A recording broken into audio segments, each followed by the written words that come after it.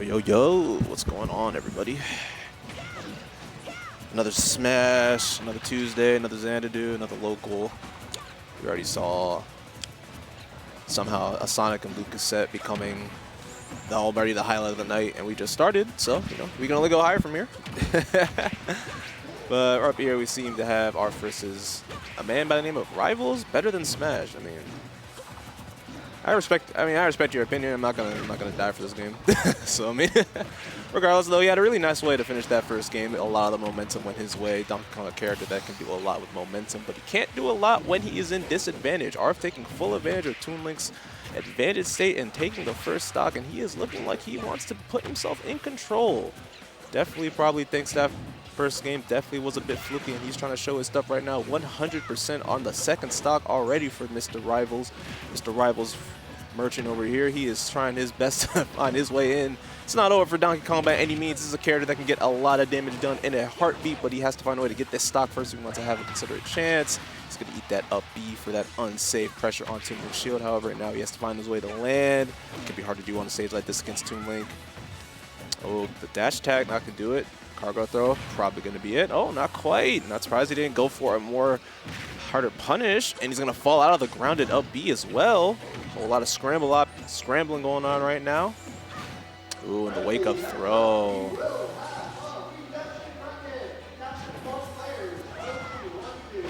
And that is going to do it, and now we have DK 159 max rage. He has that punch all the way charged up. If he can just find a hit, he can definitely steal this stock here, but aurph is definitely not going to let him get back onto the stage safely.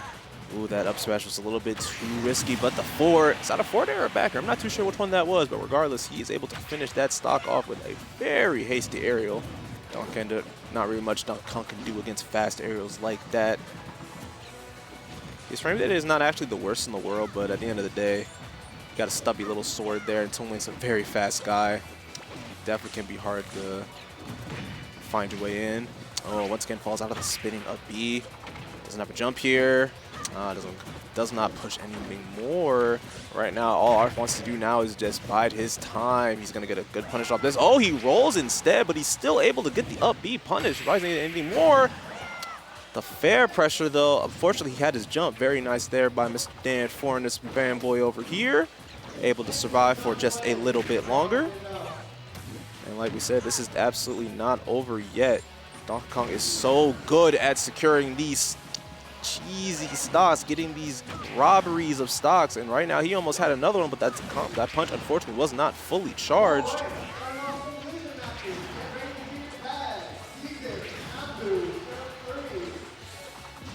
Trying to make his way back onto the stage, and unfortunately he cannot find his way back onto the stage.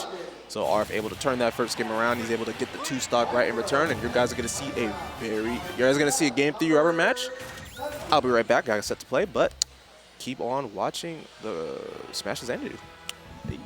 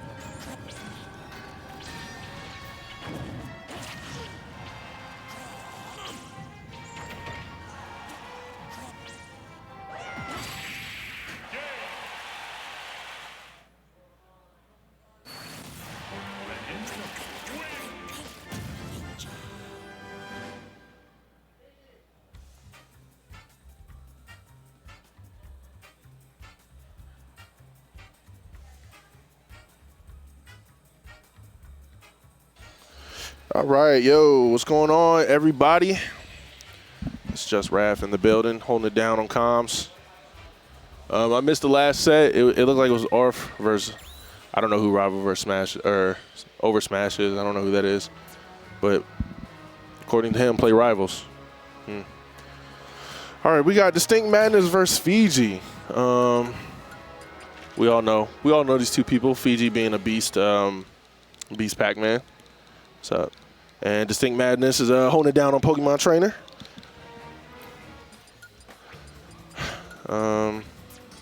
Yeah, this is gonna be an interesting match. Yo, what's up? What's up? What's going on? It's been a while. Yeah, it has been. Have we ever actually commentated before? I know we played each other a lot. But Yeah, we definitely played each other a lot. But nah, I don't think so, man. all right, cool. This will be a cool first run for me. Yeah. How's your night going? You in bracket? Just got here. Nope. Oh, you just got here? Did not sign up for bracket. Oh, so you're doing commentary full time? Just commentary. Well, not full time. I'm gonna probably be here on Friday and start showing up again. Okay. But yeah, Gotcha. I was gonna come here and I just was running late. So Feel you. Well, hold on, let me take off this hoodie. I ran up to. I just ran up and signed up for a redemption bracket.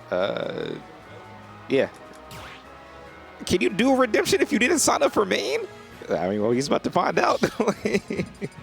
I also feel like he wasn't on camera. I need to scoot over and give him some space. What's up, everybody? It's your boy Playground on the mic. I got a confession to make. I did something really toxic today. Well, you know what? It's one of those things I feel like people would actually support me. Dude, I ran into a Steve and I just DQ'd. Like, I lost my round one. We went to game 3, and then I saw the Steve, and I don't know, I played Sunfish's Steve, and I was like, a couple weeks ago, I was like, you know what, this is the last time I'm ever going to play Steve. And the kid picked Steve this time, and I was like, I'm not doing it. So I hope he doesn't feel bad, but I had to get it off my chest. But hey, we're back. I'm back. So we've got DistinctMadness, a well-known Pokemon trainer that's beat me like 10 times. He's good, man. He cooks. He's good, and he tries to give advice after the wins. And I wish I was a less toxic guy and I could actually take his advice afterwards. But every single time, I am just upset. And then we got Fiji, a well-known Pac-Man around these parts. Yes, who Pac-Man is pretty good. I don't think any of them have either of them been like PR ranked before. I'm not sure, but I think Fiji might just be close. Generally, like a higher ranked player, maybe. But yeah, we'll see if DistinctMadness can hold his own. Is DistinctMadness the guy that I saw on Twitter with the brand new Mazda Miata? Is that what he's rocking the tab for? Is that him? I don't know. See, well, that just means you're not online enough. You're not. So you have a life. That's a good thing. That means you got a life. I'm not in the Twitterverse. You got a life. That's a good thing. But if that is him, congratulations on a new car, young man. Appreciate you. I'm surprised that Nair didn't send that hydrant. I thought that would have been enough damage. Dude, the hydrant is tough. It really is. It takes a lot. two hits generally. Two hits. Apparently more than that Bulbasaur Nair was allowed to put out there. But yeah, so we're pretty even here on the first stock. We've got Bulbasaur working with a little bit more rage, but now, tried to go off stage for the spike, didn't quite get it, and then gets caught with the hydrant on his end. That would have been a beautiful reversal. Gets caught with another hydrant, the down option for Pac-Man, kind of beating out the... What is that called? It's been so long since I played this game. What is that? The grapple recovery. What is that called? The tether? The tether. There you go. Oh, okay. my God. It's been so long. Anyways, DistinctMadness did not let that first stock, or losing that first stock first, put him in a bad position. Comes down to Charizard. Immediately gets the up smash. But yeah, like I was saying, the Pac-Man hydrant was kind of canceling out that tether grab. Like, it's usually very hard to try to edge guard. But yeah, the hydrant had no problem since he's hanging directly above the ledge, or below the ledge, I should say. But yeah, moving into this second stock, we've seen DistinctMadness working with a little bit of a lead here after losing the stock first. Fiji's not giving, or Distinct's not giving Fiji any breathing room right now. And then as I say that, he ends up... Commentator's curse. Like, he gets the fruit out, gets a couple hits, and all of a sudden he takes a precision game. Just like that. See the bell? The bell. Oh, just a little bit too slow with the bell. Try to predict the placement there. Let's see. He's going for a dare. Is he going for a dare? Yeah. Doesn't quite get it out. He was fishing for it, though. Let's see, the apple gets parried into a nair for DistinctMadness. Well, it's the ledge guard. There was not. I thought he was going to go off stage there for a second. Me too. The slow-moving melon is so intimidating. That's scary. He was trying to run away from it. He's like, all right, now it's going to stop. Now it's going to stop. Yeah. But doesn't no get the hard forward punish. smash out for the hard punish on the melon. I mean, the bell. Let's see. That was a crispy combo. Oh, and I knew the hydrant. When you're working at that higher percentage, your ledge invincibility goes away a little bit faster. But as we saw in the first stock, DistinctMadness was able to take it away very quickly with Charizard, and he might be doing it again here at 0%. Could he? Maybe. He's just going to stand at the ledge menacingly, and then shields into the up smash. The same exact thing happens. All right, but if you're DistinctMadness, you can't do that 3 times, right? You only get 2 chances to do that. Eventually, you are going to have to figure out how to close out a stock first. But just like on the second stock, he jumps out to a quick percentage lead early. Let's see if Fiji can run it back in the same way he did previously. Let's see. His combos are pretty crispy. Yeah, right now, DistinctMadness is cooking. He's he's got going a low. clean 70% here. DistinctMadness pulling the trigger a little too soon on those dares. There you go. Fiji just can't quite find his opening, playing a little scared here, and DistinctMadness slowly racking up the percentage.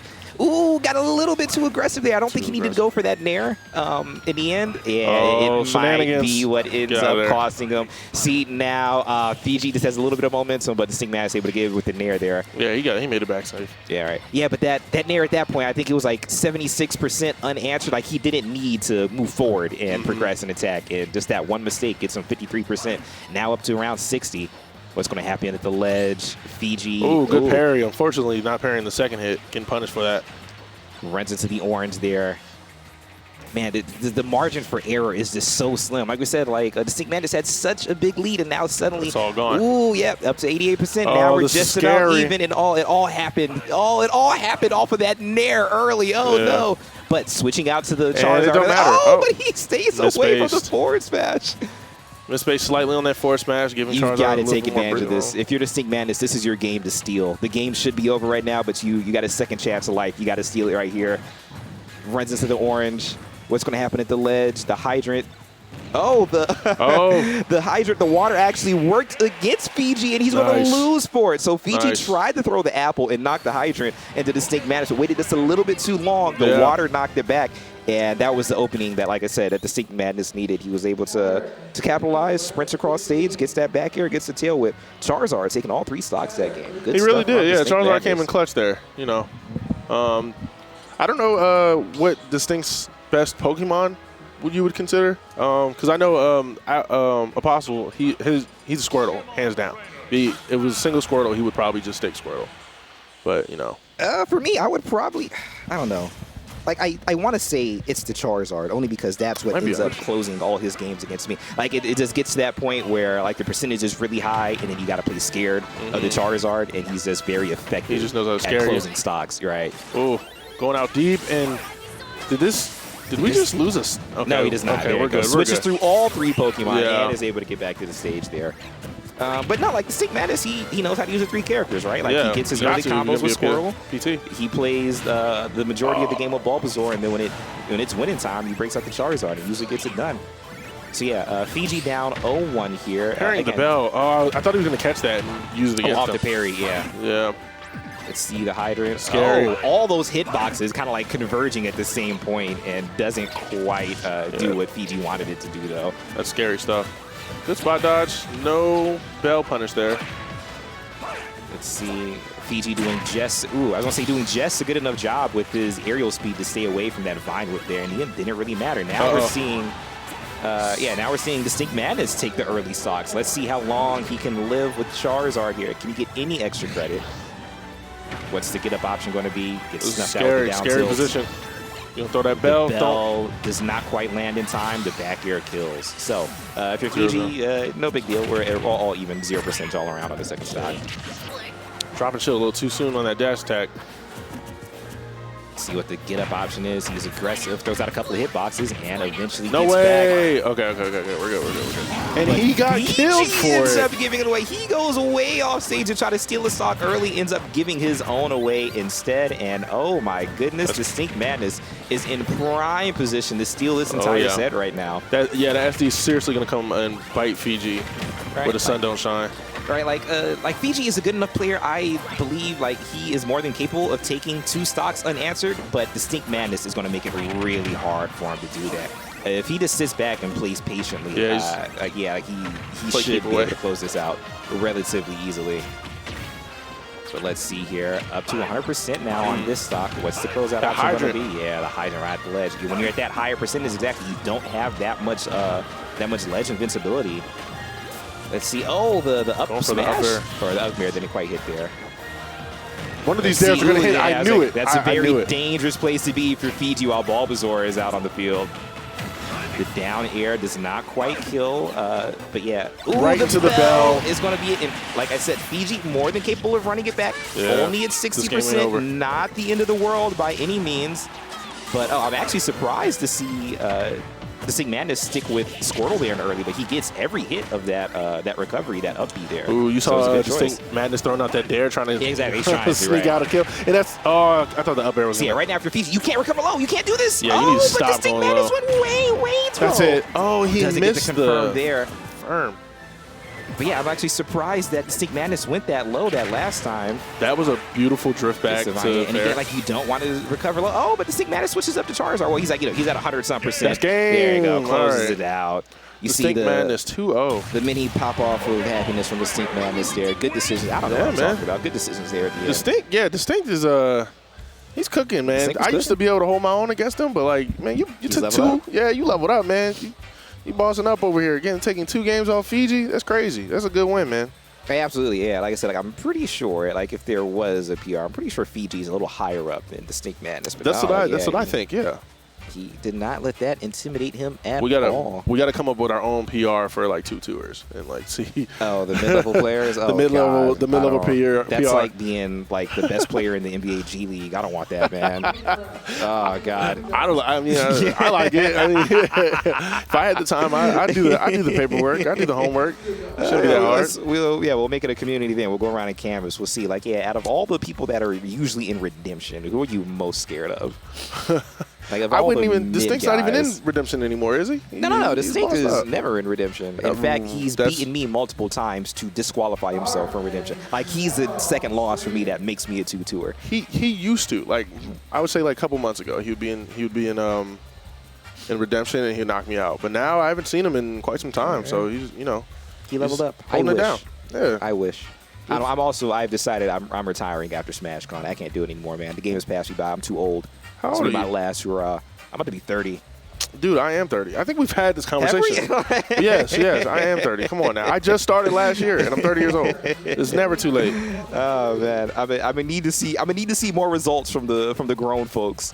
I mean, maybe that'll inspire me to keep it going. Unfortunately, the only grown folks making moves out here are the established people. Right, Fresh, Seagull Joe. Right, yeah, the people that have been here since Brawl. Right, they've been doing this for 10 years. All the old people. Yeah. I mean, they're like AI. He's up there in the 30s, and is he really? Maybe I just need to ask around. Maybe there are more older folks around here than I thought. There's a lot. Because I definitely thought you were like 25. Thank you. I appreciate that. I will take that. I will take that. I just always assume I'm the oldest person here.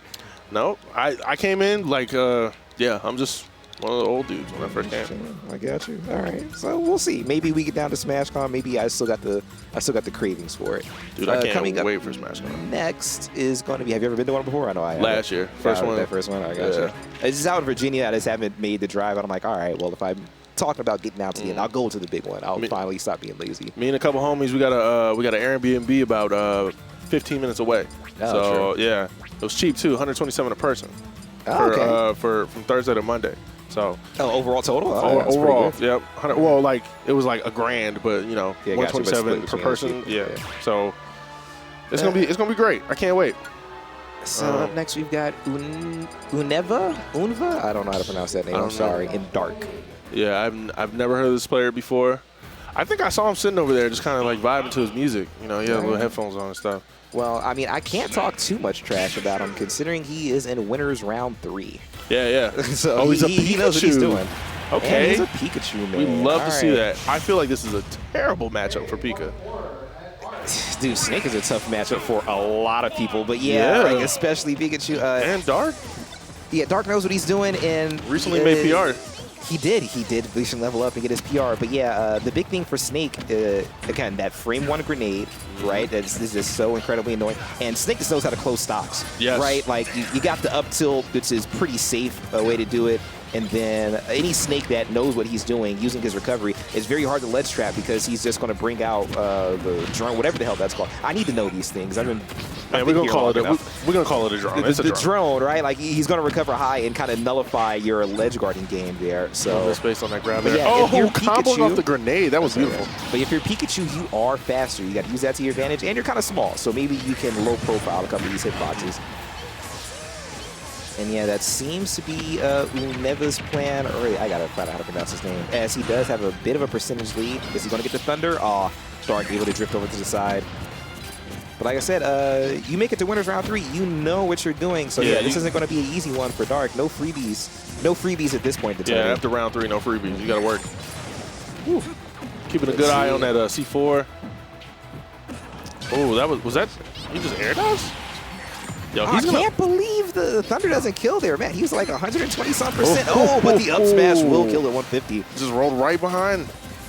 But yeah, so yeah, you saw a little bit of the head nod from Dark there. It's like, all right, yeah, this is real. This is a match. He's like, okay. I'm gonna have to work for this one. You're kind of cooking. This Pikachu using his ground speed to his advantage, just being quick stick and move with the low percentage, looks for his opening, and then carries through with the rest of the combo there. His edge guarding game is pretty nice. There you go. Lots of patience. Runs up, doesn't throw out a hitbox. Lets Dark. Lets Dark. Oh, dies there. I was like, he ran up, no hitbox, let Dark spot dodge, and then got the grab off of it. But eventually, that C4, that remote explosion, does close out the stock for Dark. But let's see. Oh, the grab into the grenade. Yeah, great. 33%. Yeah, that was beautiful. Instantly, try to read a dash attack. Try to read maybe the dash attack or the roll-in maybe, but yeah, Dark stays out of the way of that forward smash on ledge there. Going high. Couple of trades. Are they gonna do it again? Ah, couple of trades. They're both rising to that top blast zone. Both players make it back down though. Let's see, whiffing on the grab. We're gonna eat a down tilt for it, but nothing else afterwards.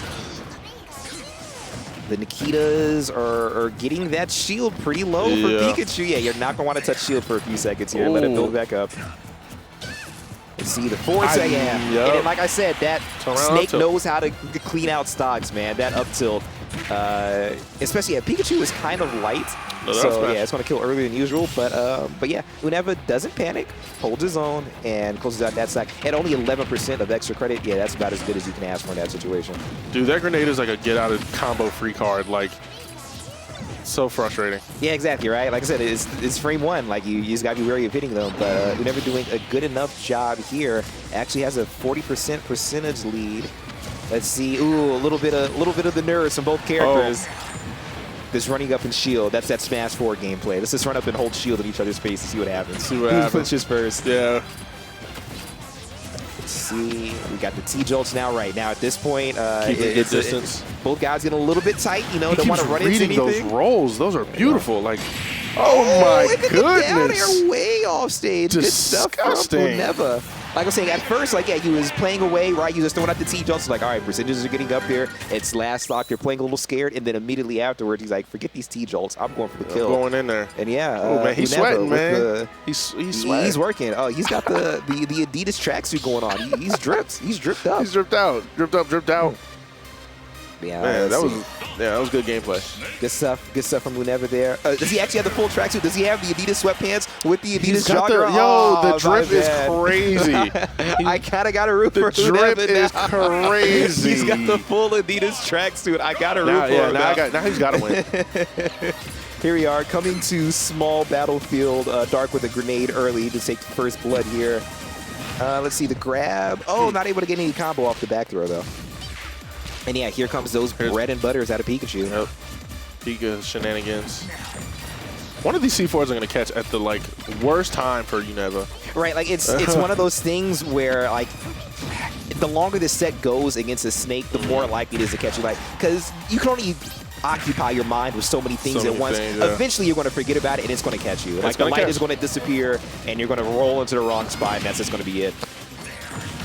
There it is. There it is. Oh, but the perfect tech out of Pikachu. That was a beautiful tech. The up smash. Getting punished by the Your up smash. reward for a perfect tech off of the C4 is an up smash as soon as you make it back. But yeah, Uneva survives both. Oh, the air dodge was beautiful by Dark. There you go. Yeah, see Dark with the run up and up tilt doesn't quite land an around the interesting shield. The up smash isn't quite going to kill at this percentage. Neither is the forward tilt. What is the ledge trap situation? That was very Got hit interesting with the from Dark. grenade. Yeah, Oh, but it didn't matter. If you're Uneva, that's a trade you absolutely take. Is he going to down throw? The grab. Oh, why did he just up? Isn't that a high enough percentage to just grab into up tilt? I don't know why you walked away. I don't know. I think, you know, anticipating the rollout or the... I was so mixed right there. I thought the smash attack hit. Yeah. Right, what was that? Like we all saw like Pikachu spinning with electricity, right? The smash attack came out. Yeah, and then Pikachu just exploded. I need to look up what the hitbox or what is Snake's hurtbox on whatever that attack was. Is that his up tilt? Are his legs intangible or something? Probably. But yeah, here we are in stock 2, pretty close in percentage here, only separated by 6. Grenades are coming out. Let's see, Dark playing a little more patiently now.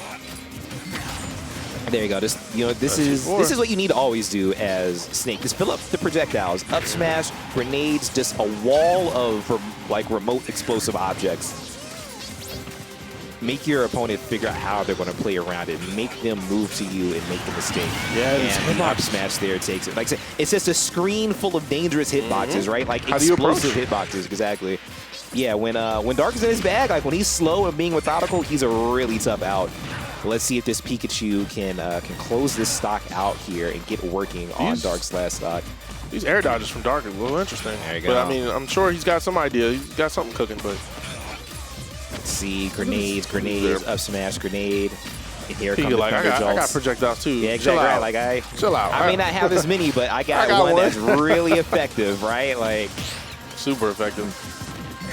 Let's see. And there you go. Yeah, see, right? Now the C4 gets scary, right? Because it's going to, the light is going to disappear eventually. That's a punish. I saw that. Misspaced that smash attack, and Dark gets the free up tilt, closing out the game. Right. So I think the smaller stage there, because small battlefield is a little smaller than PS2, I think that helped out Dark, right? He was able to take up more space with all of his projectiles. It made Uneva and his Pikachu just have less space to navigate around all that stuff. Yeah. And Dark was able to take advantage and get the dub. All right, we got a game 3. I wonder where we're going. Uneva should have 1 win, though. Right now it's saying 0-1, but it should be 1-1. It's a heads up to our production crew there. We appreciate all your hard work. I didn't see the stage selection. I didn't see either. Where are we going? I'd take him somewhere big. Exactly, right? Gives you some space. Gives you some space to move around if you're Uneva on this counter pick. Perfect. And there it is. Yep. The biggest stage there is here. Town and City. Right. So the... so it's the side hitboxes are actually, or not hitboxes, but blastings are actually a little bit closer. But the stage itself is much larger, and the top ceiling. The ceiling is much further away. So yeah, I like this counter pick from Uneva's perspective. And yeah, like you got more platforms to run away to on the edge. You got to be a little bit careful not to get caught while they're moving. But it's not like Snake has a rapid jab that's going to hold you into place while the platform is moving or anything. But here goes exactly what I was talking about. Got to be a little bit careful there. But yeah, and then, you know what? I think the lack of platforms, like when it's in its FD phase, I think might actually also help Uneva. Because Snake's thing is recovering high and then eventually using a platform to land. But now if you're patient enough, right, he's got to come down eventually. Dark was trying to anticipate the quick attack there and pulled the C4 trigger just a little too soon. I thought he was going to up tilt when the Pika air dodge, but he just went for a grab. Yeah. Right now, the positioning of that platform meant that even though the T-Jolt hit the platform, it still came down and hit Dark anyway. Let's see. Grenades coming out, landing with the back air. Oh, he needed the dash attack. Didn't quite come out in time, and he ate the big up tilt for it.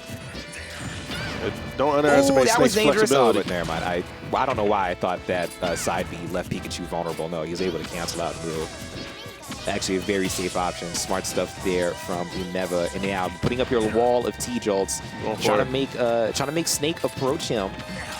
But yeah, you see, I was hoping that he noticed that C4 and was able to stay away from it, and he was. But yeah. But this is just where it gets so frustrating. Like, you're down a stock, you're trying so hard to close it out, and Snake is more than likely going to live to around 160% on you. Like, he is going to make you work for it. Now you've got the tall ceiling, like I said. Now you got Snake with full rage. Yeah. It's getting really scary. You really, really want to finish the stock. Dark is not going to give it to you. You get frustrated. As much as I was saying the stage pick was good, this might backfire on Uneva because he was getting all the up smash kills. Most of his kills were up smash. And now, like, you're dying sub 100% to a tilt attack. That's got to be frustrating. Frustrating. You had to in the bag, and now it's slowly slipping away. Right, so sub 100% on this stage's ceilings, right? So that's a really high ceiling, and it's still kill. Yeah. It's rough business out here for Uneva. Does get the dash attack kill there, but then all the projectiles that Dark left on the stage runs him up to 60%. It would take, this would be a very impressive reverse 3-0. I'm not sure if Uneva has it in him, but we'll see. Like, he's going to have to slow the game all the way down, but the thing is, Snake has so many projectiles. That's exactly how do you get off the ledge? How do you maneuver? Yeah, gets a couple of back airs there, stays away from the grab. Oh, there goes Dark. Oh, never mind. So he gets back dash to stage. Attack. Good shield on that dash. The quick attack has just enough range, but then he gets grabbed. The up air isn't quite going to take it. Just throw out those walls. One of them's going to hit. Yep. Back in. The landing up smash there doesn't quite kill, but yeah. All Dark has to do is kind of sit back now. Just let these projectiles it's feeling like Thanos. It's feeling inevitable. Oh, he again. Oh, he delayed the nair. Why doesn't he just do the up tilt? That's twice now. He's got the grab kill confirmed. There's got to be something that we don't know. That's why. I'm that's assuming why he's smarter than me. I'm assuming there's a reason. He's smarter than me, and that's why he's not doing it. Up tilt? Oh.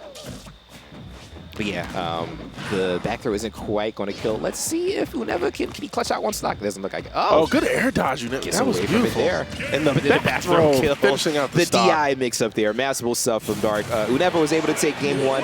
Very strong stuff for him. But yeah, at the end of the day, Dark locks in and cleans up. So yeah, bracket moving along. I think we're going to stay in winners round 3 for the next matchup, if I'm not mistaken. I might be.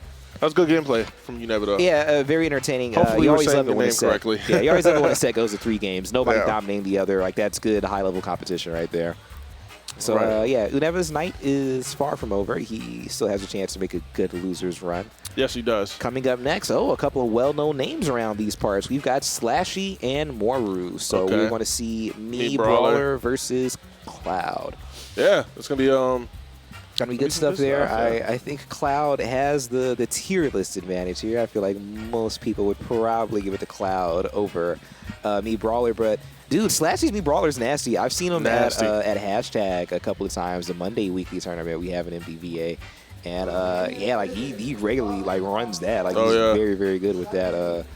SLASHY made a big run at what was it, Glitch last year? Oh, did he really? Oh, I'm pretty sure it was like 33rd, maybe. I don't know. It was, wow. It was like SLASHY made it far. It was like I remember I was SLASHY and Peanut. I was rooting for, and I think they, if I'm not mistaken, they ended up playing each other in losers and that stinks. Or maybe winners. I don't remember. We got the region team kill. I know for a fact SLASHY made it pretty far because I remember like, yo, congratulations, man, that was awesome. So yeah, so SLASHY, tough match. Knows what he's doing. He knows how to handle that Mii Brawler. Moeru is an up-and-comer. All right, I got to say. Again, I'm bringing in a little bit Twitter talk here. I know you're not an expert, but Moeru, I got it, Twitter. You got Moeru. I'm not sure if this part is going to be in the VOD or whatever, but if you're listening, man, you got to lean into the villainy. I saw him complaining that people were complaining about Cloud. His Cloud? Yeah, just like Clouds in general, and he's like, oh yeah, like if you have a good, why wouldn't you use the good character? Blah blah blah. I'm like, no, that's not how you do it. Look, if people want to complain about you, lean in. You gotta be the villainy. We need villains here. We need heels. Yeah, we need it. Just like wrestling, good heels are what make things entertaining. Yes. If people want to complain about you, like, yep, yeah, my character is busted, and what are you going to do about it? Lose to it. Yeah, exactly what you gotta do. We need the villain arc from Moeru. Exactly. Right. That's why I'm always rooting for ZD. I don't care. Like y'all be annoying me too. Like, yes, ZD, pop off on these people. Bro, yeah. I am here for the villainy. Exactly. I am here for the heels. I love it, man. I love it. Everybody hates on him, man. Exactly, right? And it's a video game. Like, who cares? Like, it's like he's not exactly like burning down towns and like raiding villages, like kicking babies and stuff. Exactly, right? Like, it's a game. Like, he's being a little animal. He's being a good heel. Like, he's been like, people want to do this whole holier than thou self-righteous act. Like, no, this is what entertainment is. This is why we we like these things. So, Yes. there you go. Yes. So yeah, I'm hoping if Moeru, if you lean into the villainy, man. Like if they want to complain about it, don't complain about them complaining. Moeru's such a nice Just guy, lean though. into I it. don't know how, like the villainy, like what is No, it? he Show up in just a not- black, he just- black he doesn't trench have it in coat, him. black shades, and just kind of stare menacingly at people, and just like You know, he can go with the blade Vic. they called me. Oh man, they called us for redemption. Oh, Oh, shit. All man, right, my all bad. right, okay. So we're out of here, guys. All right, guys. Have a good one, everybody. Yeah, hopefully We'll somebody catch else y'all hops on the mic. I'll be back though. I'll be back. Mii Brawler. Club.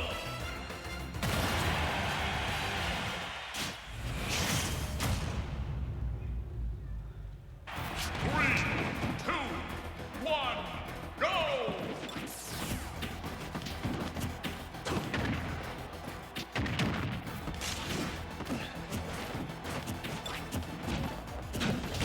All right, leading luminary here on the mic.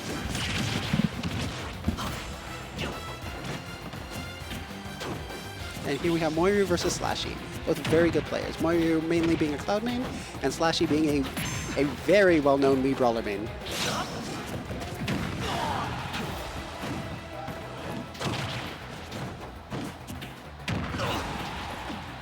Moeru is... Oh! SLASHY did an amazing job keeping Moeru out.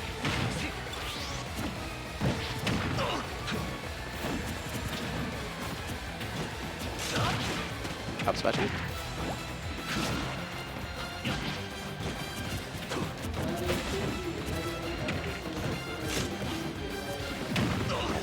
SLASHY is just reading Moeru here, kind of like a book! Not killing, that does kill Sora. I just learned the hard way against SLASHY. And just not killing. But still, to be that close to killing with the stock lead you already have is such an amazing feat.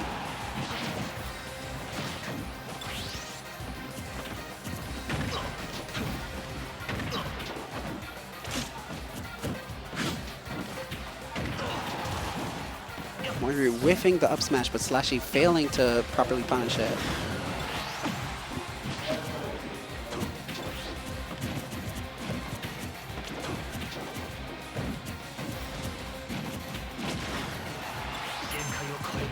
We're finally getting a good back air.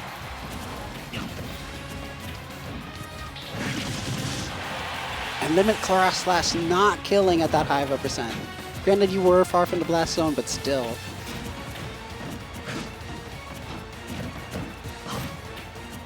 Ooh, that is a very low shield. SLASHY's gonna have to be a little more offensive here, or else he's going to get a shield break.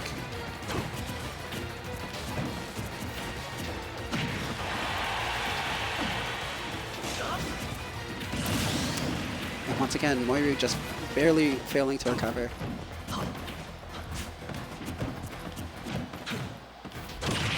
Ooh!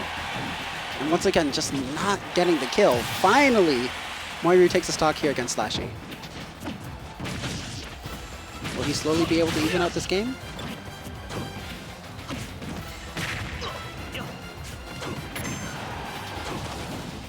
Ooh, SLASHY whiffing his up special.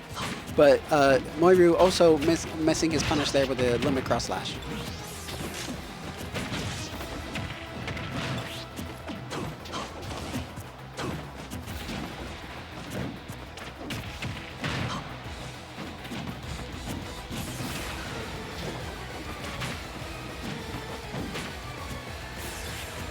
And we waited. It looks like both players were just waiting to see what the other one could do there. However, SLASHY is still the one coming out on top here with an amazing back air, killing Moeru right then and there.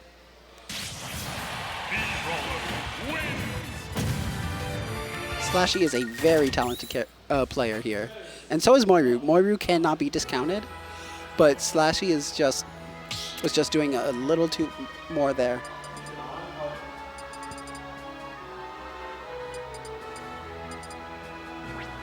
Let's see. What song? What song? Those Who Fight. Good choice, good choice. Start the battle. Mii Brawler. And we are sticking with the same characters. I know Moeru also has a pocket Sephiroth, so I was a little curious to see if that would come out here, but it looks like we are sticking with the Cloud. One, go!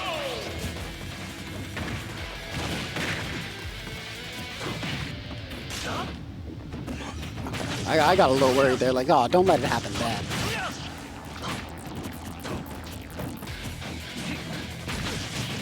Slashy shaking his head a little. That's the third cross slash he's been hit with in a row. And honestly, at that point, yeah, I would be shaking my head a little bit too. But it looks like Moeru finally woke up a little bit and is doing what he needs to be doing here to get Slashy out.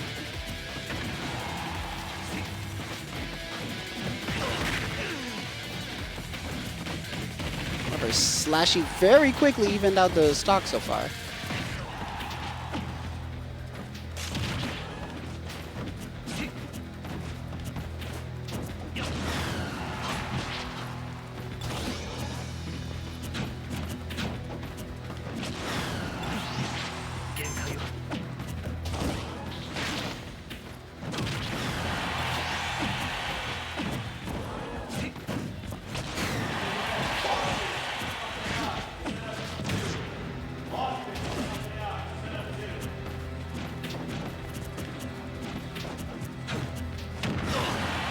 Right?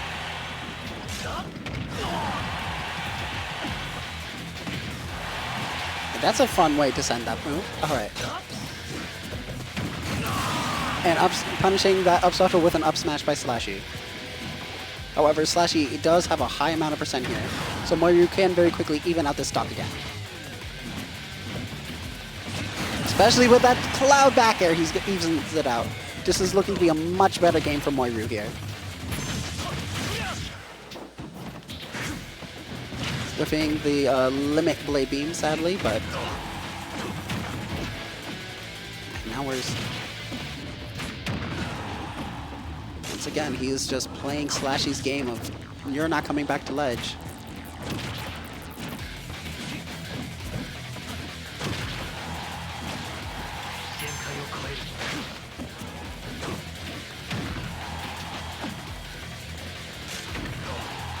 That hits? Jeez. Slashy just seems to know all the moves to keep Cloud away from ledge here.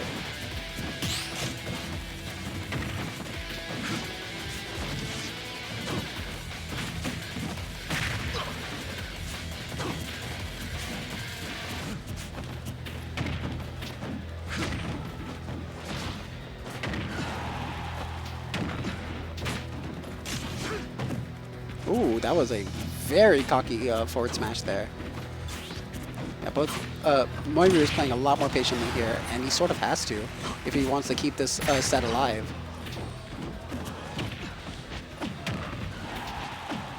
And it looks like Slashy is going to bait out the limit, so now Moeru cannot rely on that limit to get the stock here.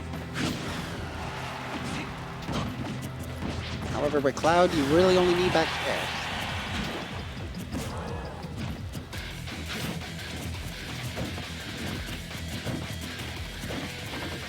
We're looking like a low shield. We're not going to break, are we? No. Ooh! Maybe. I might have spoken too soon. And the up smash is going to take that set there for Slashy. Amazing job there by Slashy.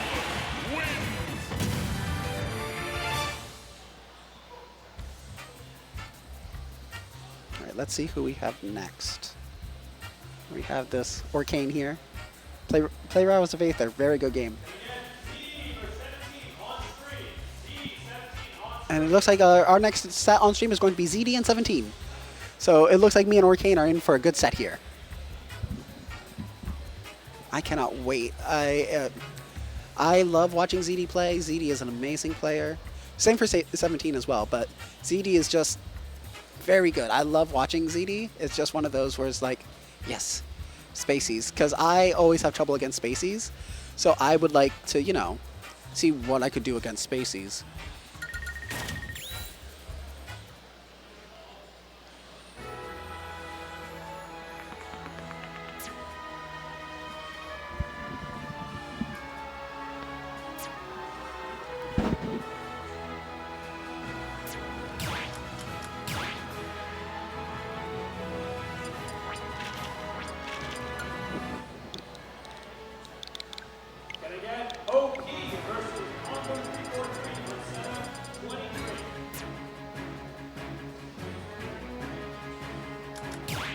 It's not working.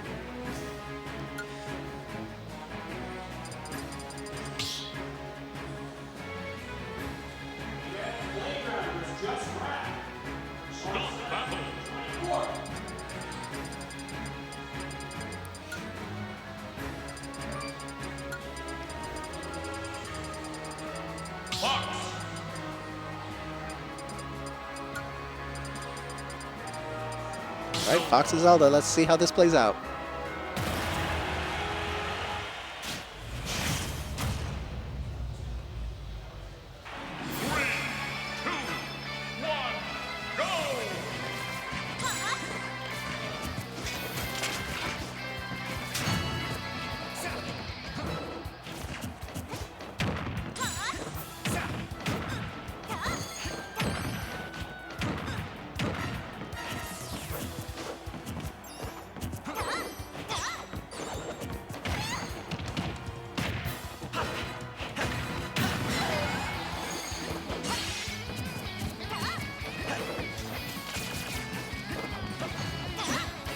ZD has built up a lot of percent here on Zelda.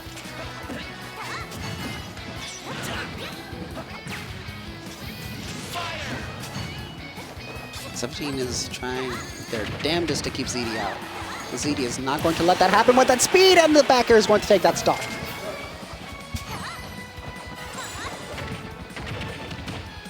Once again, classic Fox combos here. Just what that one interaction brought.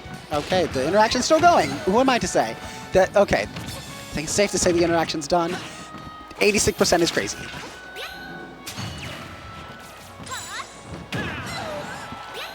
Sometimes you just gotta run up and down smash. Right. 17 shaking his head a little bit there. Hopefully 17 can figure out how we need to deal with the ZD Fox here.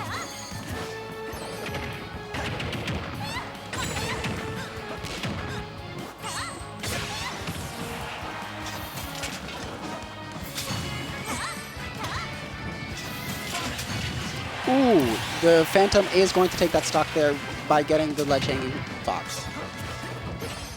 There's only so much you can really do there.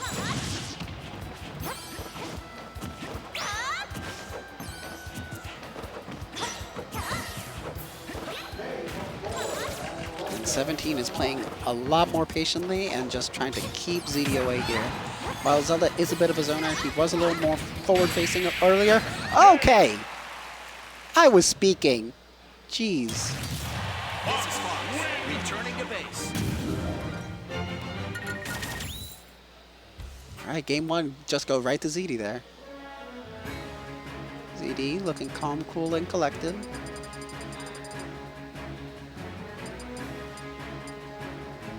And 17 looking pensive, deep in thought. Who knows what stage we're thinking of?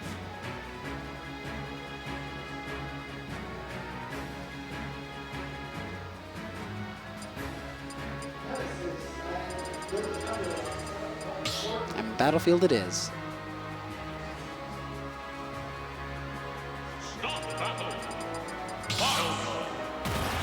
All right, sticking with the same characters.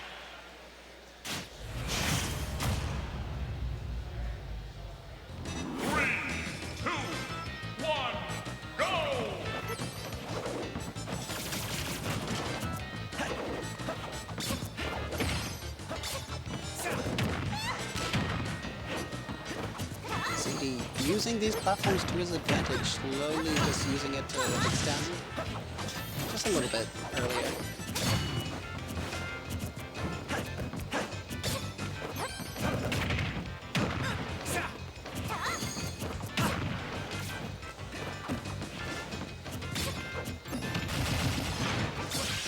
Ooh! Hitting the sweet spot of Zelda back air, but just not killing.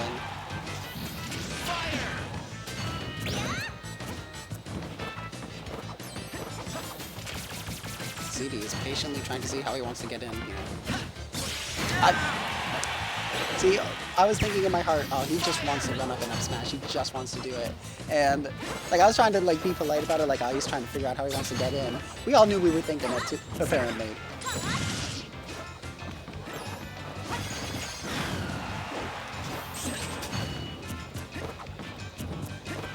ZD has to play very carefully against these Phantoms. Because once you give Zelda just an inch, she'll take a mile. And the up smash not taking the stock, surprisingly.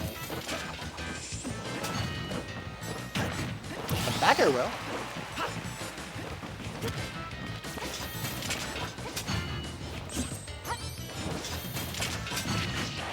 And the Phantom is going to take that stock.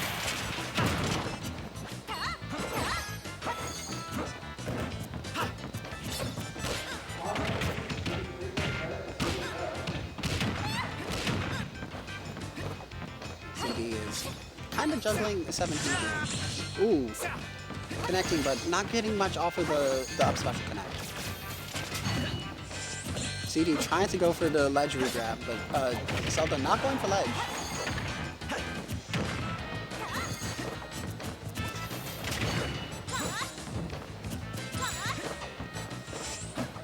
CD is trying to kick her off.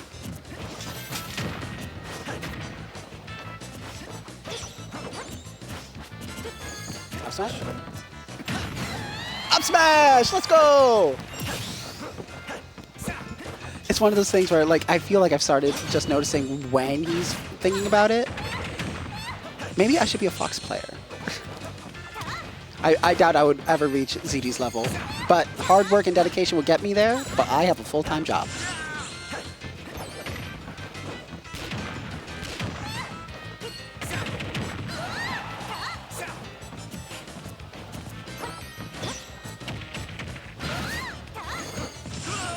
Ooh, not connecting and not getting any kill there. And catching the roll and punishing with an up smash. Amazing play there by ZD.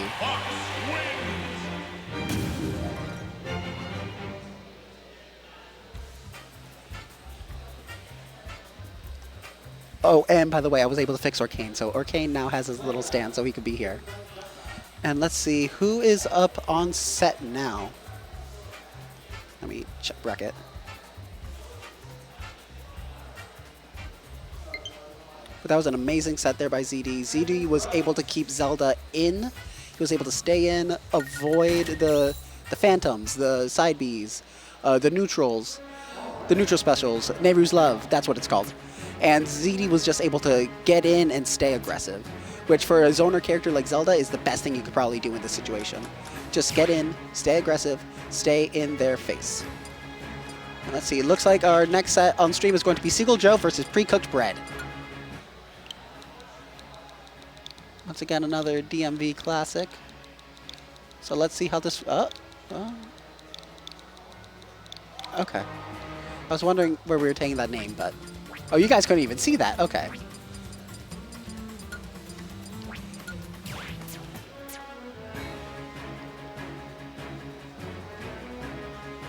And now we just... PreCookedBread is waiting patiently, just as we all are. What do you think, Arcane? Deep thoughts.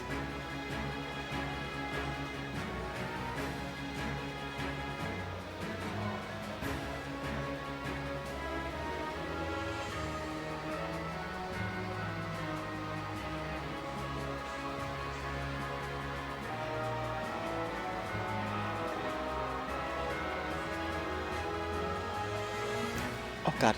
Oh gosh, I dropped Arcane.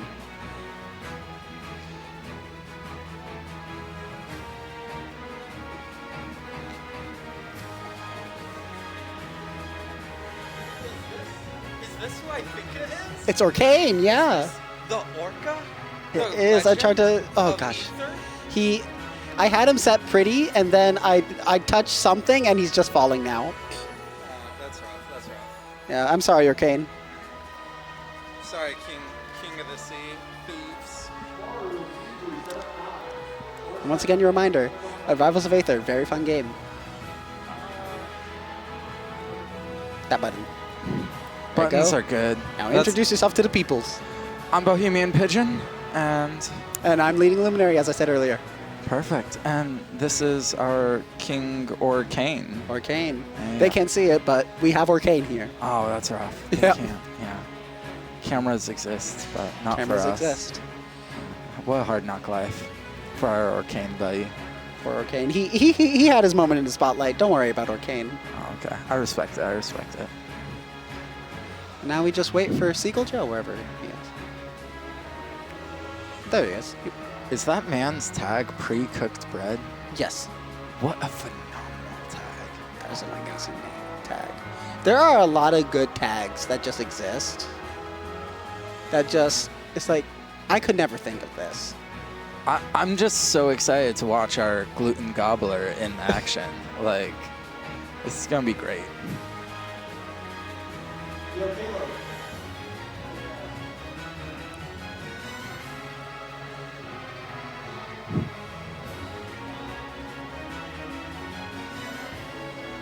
Our unleavened legend over here. That is, again, a very good tag that you just came up with on the spot. Unleavened legend. I wish I could come up with unleavened legend right on the spot.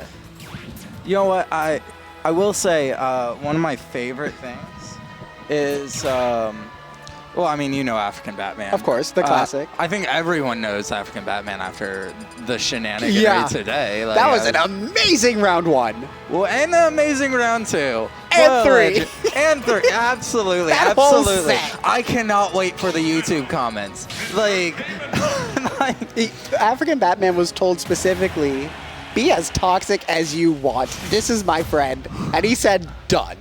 I will. Honestly, like, legend. All right. Okay. And now we're up on a game now with Seagull Joe and PreCookedBread. So, Seagull do you Joe know anything about going. PreCookedBread? No, this is honestly a fairly new name for me. Gotcha. I am not. I'm one of those people where I sort of like focus on myself. Like I'm aware of a lot of other people around me, but it's just one of those things where like the name PreCookedBread hasn't come up for me yet. I got you. I know he's been in the scene before because I took like a month-and-a-half break and I'd seen him like before then. Right. But this is. Ooh, with the down tilt into back air connecting beautifully for Seagull Joe there. I have to say, one thing I really respect about Seagull is his like consistency because he plays multiple characters. Like I've seen Right. Sonic, I've seen. What else does he have? He has a Diddy. He's played a banjo against me. Disgusting. Yeah. Oh my god, I love it. I love that so much. 3 stalked me with banjo, and I thought, you know, that's fair. I'm Yeah. not that good. Yeah, go right ahead. That's funny. Yeah, one thing I really like about what he did here was he grabbed Mr. Bread at 69% with Palu, and instead of doing down throw bear like he could Like that. Like he was that. legend. But the first grab he got at 69 was facing towards center stage, and so even though he would have gotten more damage by doing down throw bear, he opted for just keeping stage control, getting him off stage again, which I respect. And a lot of this game is just stage control. There are lots of points where I'm playing and I think, let me just try and control my space. I'm not going to get too greedy, I just want to control where I am. Yeah, that makes sense.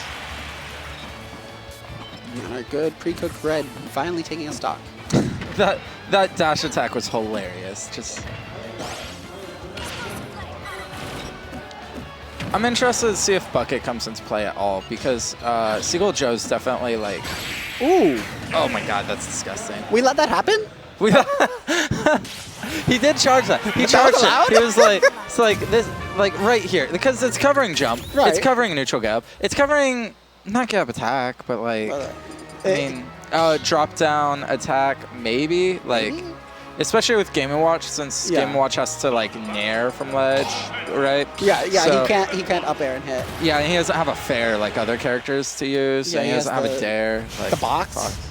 It- Is it what is No, he hitting the- with forward air? Oh, the right, the fair's bombs. the bomb, yeah. Right, I was This thinking isn't Smash 4. Yeah, I was thinking back air. Yeah. Yeah. So, like, Game & Watch's attack from ledge isn't very strong. So, Right. like, it is a brilliant option coverage, and It just lasts for so long with that. But we are going here into Battlefield. It looks like PreCookedBread wants to try and use those platforms to his advantage here. honestly, a lot of this, like, for PreCookedBread is literally just getting past back air and neutral. Yeah. Like, I just realized we are 30 seconds in and he's already at 100%. on it, yeah. So you've played. What do you think like makes Seagull Joe so strong as a player? Amazing fundies. Great, obviously, just ledge guarding, as we've seen this whole entire set. Yeah. And just consistency and familiarity with Palu. That makes sense. Because like he's not getting crazy juggles. He's not All of his combos are very horizontal, except for when he ends in Explosive Flame. Just I say that He starts juggling a little bit. Okay, my fault, my fault. Commentator's curse. The Right. moment you say something, you have to either look bad or like an idiot. Yeah, absolutely.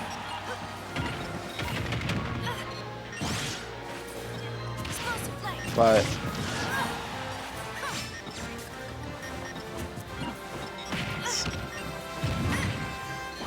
just dash attack through everything. Yeah, it makes sense. Absolutely. Valid.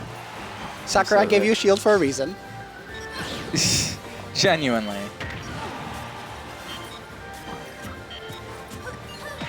Oh, okay. The up special low frame. I didn't even. Finally, bucket. But bucket. Oh, I can't wait. I can't wait. Oh. No, bucket carries into next stock. This is an Oh, all right. moment. I always So- forget that. Oh. I thought that was a 9. significantly I thought that less was a than 9 at first. Yeah, right. I freaked out. I was like, oh my god. So I do think one interesting thing about Palu is she can deal with some of the Game & Watch shenaniganry better than any other character recently. Right. Because like when Game & Watch holds up smash. Oh, rough. that's a shame. Shame. Still got the kill though. When Game & Watch has to deal with when holds up smash or holds F smash or hold like any smash attack, other characters like Fox kind of have to respect it. Like they don't really have a way to directly punish it unless you read the timing of the release. Got a little Like, percent with laser, but other than that, you're not getting much. exactly. Whereas Palu doesn't have to respect that. Oh, she just like, I got a shield. Like, All right, let's go. yeah, like the Uniclear character with the shield, whose name I forgot. Link, hero. Uniclear, the fighting game. Oh! I'm forgetting.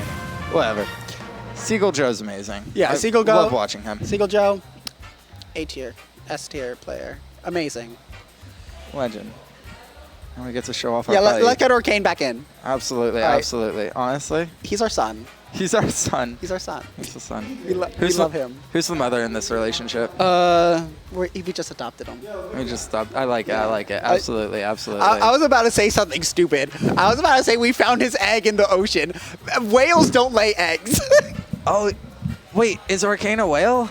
I thought he was an orca. Wait, is an orca a type of whale? Orca is a type of whale. Oh my god. Okay, I saved myself from looking silly about marine biology, but you picked it up for us. Thank you. I picked up the looking stupid about marine biology. Yeah, exactly. I remembered last minute. I said, I almost said something silly, and then you just said something silly. Look, I went to public school. Like, our science program was not the best. Fair. It's hard out here.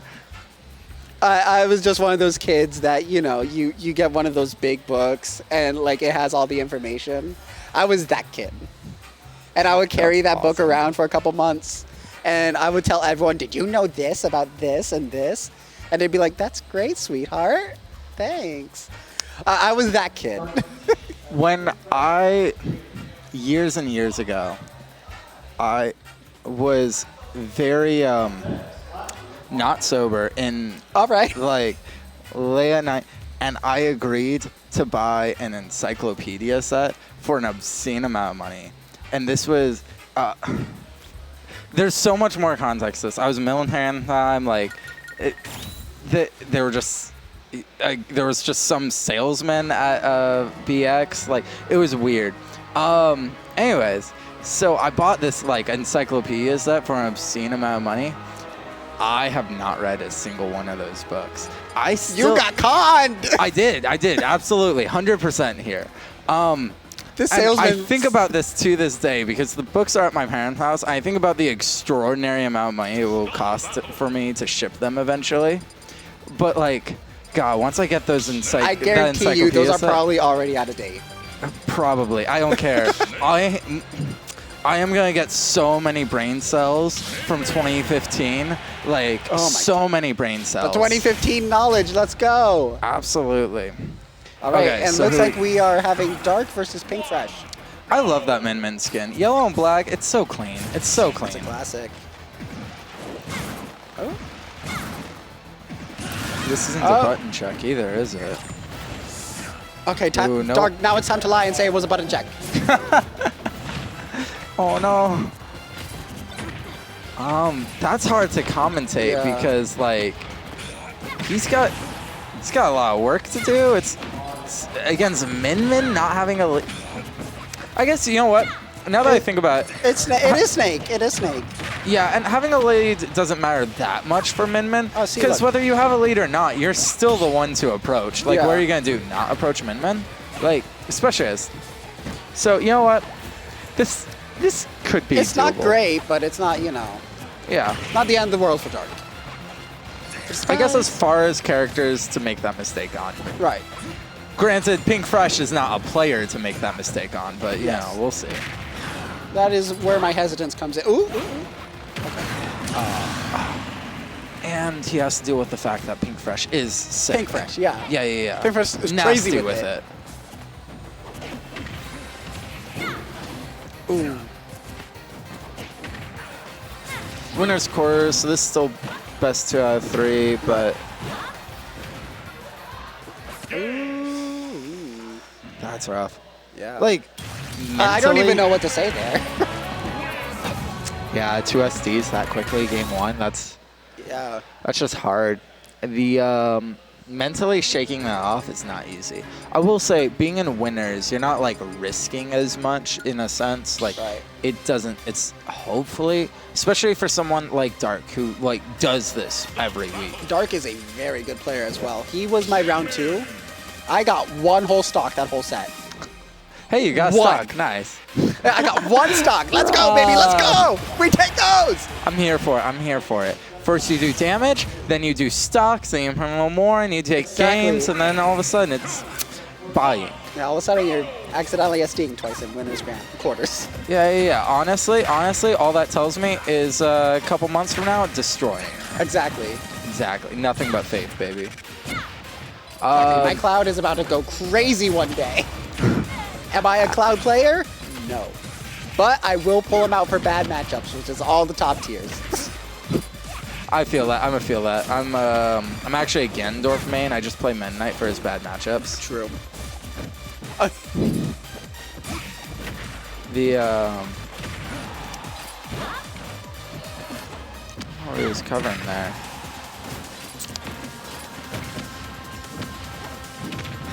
Good jump.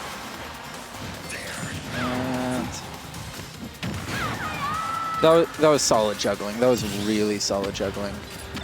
The I will say that's one interesting thing about Min is she doesn't land very well. Like, she has a scary nair, but like beyond that, she doesn't have a whole lot of landing She has a options. stall I mean, fall. That's something. something. But I mean, like, even Rob lands easier than her. Yeah. But the give and take of that is if it ever gets too bad, she can just drift away and like recover a ledge. But then she has to get off ledge against Snake, so no real good options. But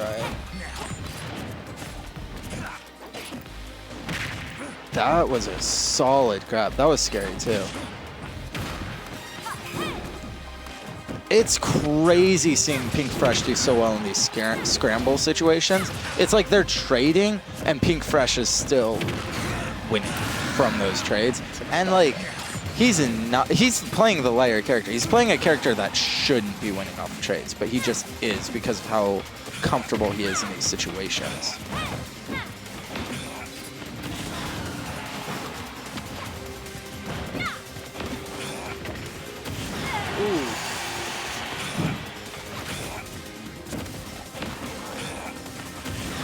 Oh, okay.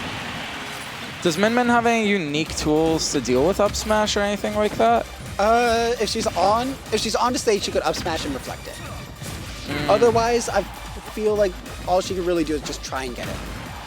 That makes sense. That makes sense. Oh, That's oh my God. Okay, I mean, it still killed. No, it didn't. that was a that was. Oh my God. Oh my God. Pink Fresh is nasty with it. That's- Juggling, I guess. That's rough. That's rough to deal That was with. a rough set for Dark, sadly.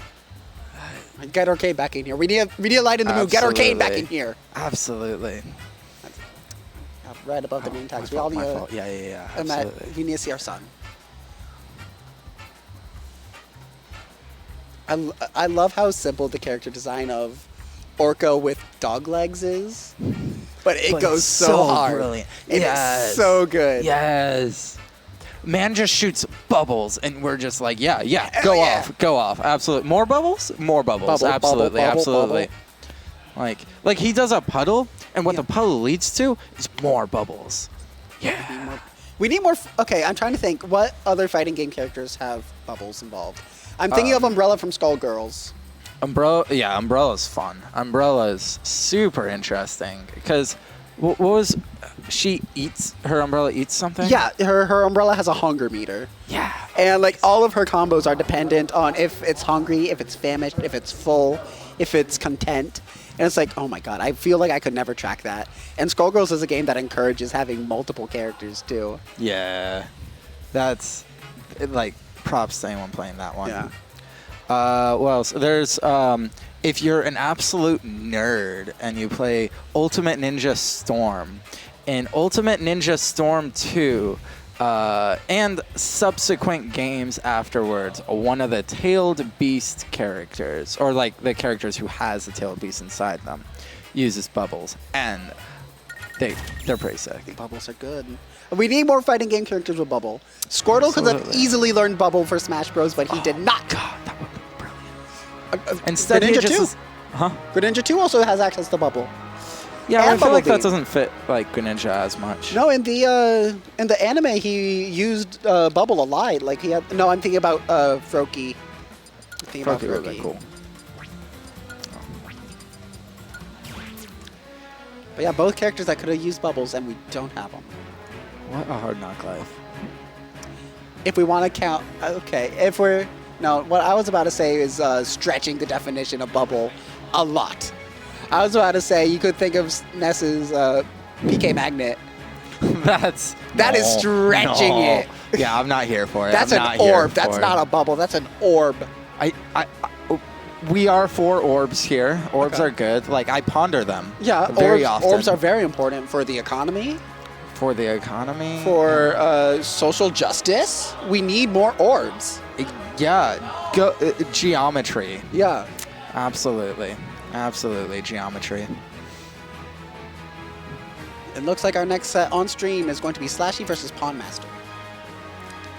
Okay, I know. Well, we both know SLASHY Yes. for better and for worse. Yes, Absolutely. we just made friendlies with him. Absolutely. For better and for worse. What a great man. One of, if not the best, Mii Brawler. Yeah. And then we have PawnMaster, who I believe is a young Link. Yes, that is correct. Oh, I know heard he him talking. dabbles with other characters, but he mains young Link. I watched him play a little bit earlier. That's cool. I've seen him here before, so that's fun. Yes. Do you know anything about their skill levels or who's the favorite to win? PawnMaster is a very good player. Honestly, if I had to say so, I think SLASHY would be favored just slightly. But that's only slightly. And that's only because I think like young Link's projectiles might be hard for him to get in. But I still think SLASHY is just the better player here. That makes sense. That makes sense. He tried to do the Nair against neutral upon reaction. That's actually super good because even if he's late on it like he was there, it's still safe. It lingers. Yeah, it lingers, so the timing's not that bad and it's safe. Like, that's a really good option to cover Just a good multiple move. ledge options.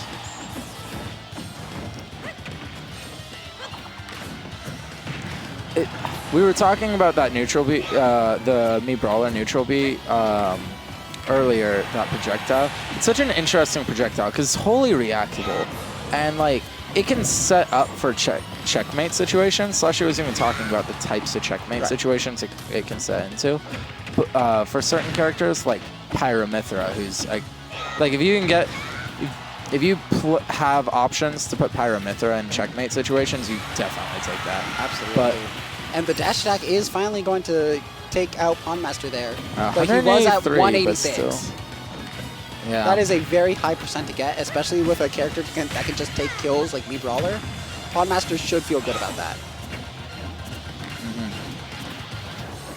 But yeah, I think the neutral Mii is interesting because even then, like he was doing it against Young Link on ledge because it's still safe. It still keeps Young Link in a bad position. It adds so much as far as like mental stacks go. Like you have to keep that in. Like yeah, it's reactable, but you're actively keeping it in mind.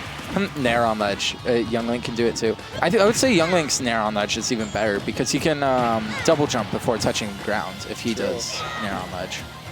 I know like a lot of people in the community call them sex kicks for some reason. Do you know why? I would love to know why. Yes, I do know why. Okay, why? They are called sex kicks because they thrust out very quickly. And then they're just kind of a little bit limp for a while. Are you for real? Yeah, absolutely. I hate that. I hate that. Oh! And that neutral special is going to take that stock. Mental stocks, not easy to deal with. That was a real stock, not a mental one. Oh, yeah. That's...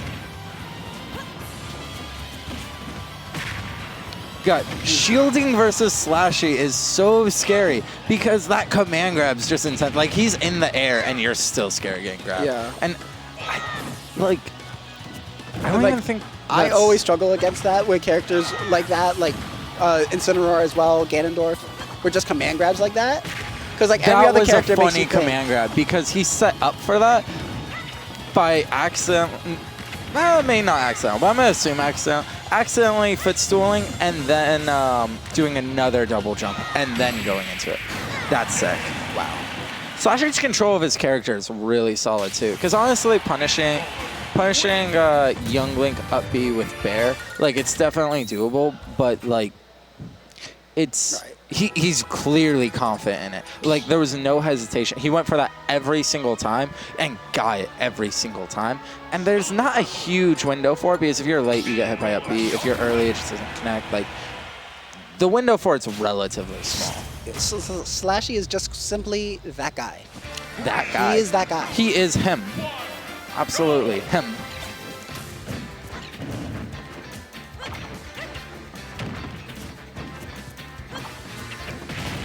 Playing against Slashy is unique too because you're trying to figure out when you're playing against Slashy, like, did I get hit by that because I'm bad in general or because I'm bad at Mii Brawler against Mii Brawler? Because a lot of his stuff is fundies. Like base. Okay, so right there was another time where he tried. That was a good example of him going for it and just being a little too early. Yeah, and I think part of it was he went for it with Nair instead. I think the sour spot on Nair is just not big enough to hit the to punish the up B as consistently.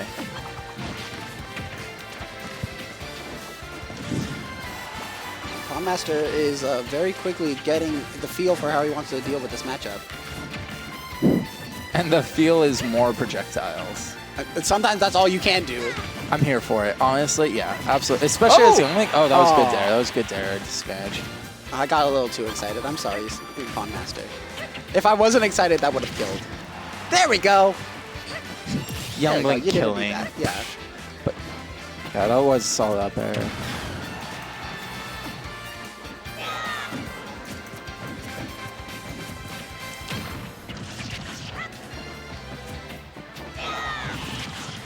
Ooh, there we go again. And again, part of that is both situations it's happened in.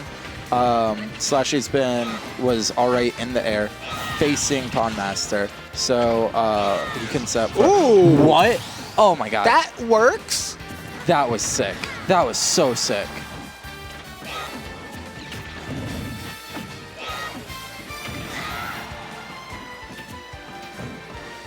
I was scared of him. That was a little grody. Oh no. Oh, okay. Wow. That wasn't the punish I was expecting, but. Oh! Uppies! That hit?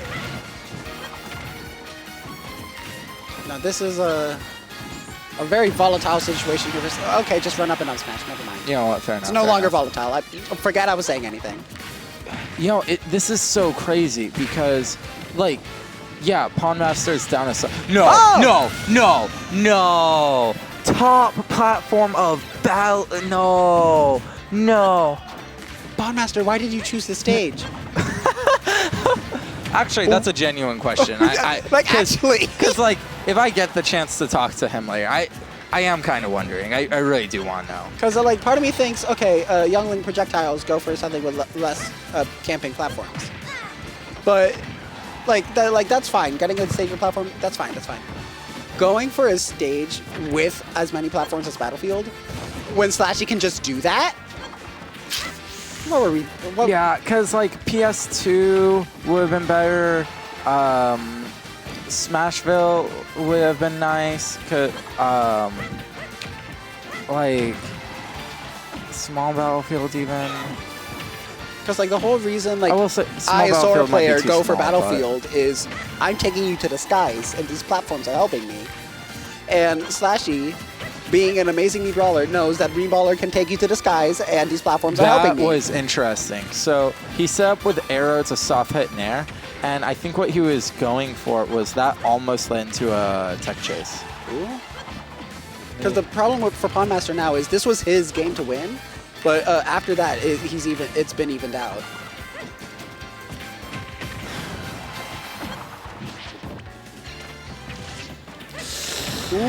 That's gotta hurt. That's gotta hurt a lot.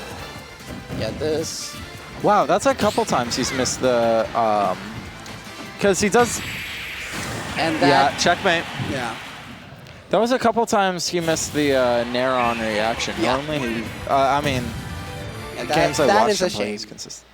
That was crazy. That was an PawnMaster amazing set had to that. watch, though. Absolutely, absolutely. You know, it's weird because, like, there's that stereotype of you go to the TO and you're like, yeah, it was 0-2, but it was close, though. Yeah. But, that, like, that there, actually that was game a close. too. That was a close 0-2, honestly. Yeah. Still hurts, though. Like, you think about 0-2, and you're like, yeah, that's the close 0-2 that they talk about. Or Kane. Absolutely. I'm not gonna lie. I was gonna continue talking just to let him be there, but you know this works too. Let's bring attention to our baby. Or Kane is our third commentator here. Honestly, so He's just insightful. speaking for the other whales. It's at whale frequencies, so we just cannot hear it. Absolutely. What the audience at home should do is go back and play this, but like edit to be a significantly lower pitch, and they will hear the wisdom, And the smash fundies that Orcane just spews. Yeah. I'm sure part of it is never use a shield. Never use a shield. Just run in. Just parry. We play rivals in here. Like, that's what he's saying right now. Absolutely. And here we have Seagull, Joe, and Pig Fresh.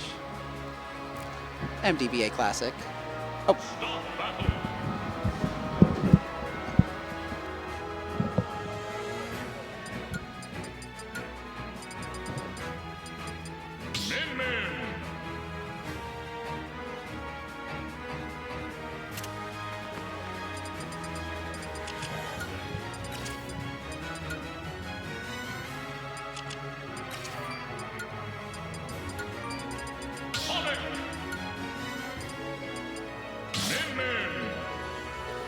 All right, what's up, chat? What's up? J-Dog on the mic. You know the vibes. That means we're in this top 8. I'm about to be joined by Bohemian Pigeon, correct? Yeah, I'm impressed you remember. It's been a while since I commentated with you. Yep, I do my best to remember faces and names as best I can. But these two, but these two, no memory needed. These guys have been here forever. Seagull Joe and Pink Fresh, Xanadu tale as old as time, honestly. Absolutely. And just recently, Seagull's been starting to go more Sonic, which I ultimately agree with. You know, Sonic stocks have been rising. People have been like, "Oh wait, this character's actually ridiculous." And Seagull Joe played him in Smash 4. A lot of people say Sonic might be the best character in the game. Like, one of the few characters that have winning matchups on top tiers like Steve. I'm curious how you feel about how this matchup specific goes, though. This is interesting. Yeah, I feel like it's a really weird matchup. I mean, a lot of top-tier matchups in this game just get funky around the top level because you're not playing a game where you interact. You just kind of kill each other. And both of them can kind of operate in ways that they can just make each other's stocks explode. It's just a matter of who gets those relevant hits first and who just kind of runs into something. Case in point, Seagull Joe running right into that Megawatt. Yeah, that's rough. I have to say it's kind of... Oh, wow. That killed. That's crazy. Yeah. I have to say it's kind of interesting, too, because both of these characters are characters that can play from the corner really well, which isn't something that's normally accessible in Smash. Like, normally if you're in the corner, you're in a bad spot, but both of these characters don't have to worry about that as often, or at least in the same way. But... Uh-oh. I'm worried if I'm Joe. I'm super worried. You still have an air dodge, but that's going to be easy snipe. And actually, Pink going out there, but it doesn't matter. The functional, actually, that was a 0 to death right there. Dominant stock right there from Pink. That was a 0 to death just from edge guarding and ledge trapping. Yep. That hurts because that's not like it's not like you just got cheesed. That's still like a solid advantage save that you got hit by. Yeah. That's Smash Ultimate in 2023. But okay. Joe trying to do it right back to him. Yep, he went for another back air and beautiful stuff. He actually could answer right back, but good get up attack right there from Pink Fresh. But man, Joe's cooking right now. Oof. That was a good hard call out on the jump. Yeah. Actually clanking with both hits right there, but still, Seagull Joe, even though he's getting battered into those mid percents, still has a lot of momentum that he's capitalizing on beautifully. Great back air follow up on that spring.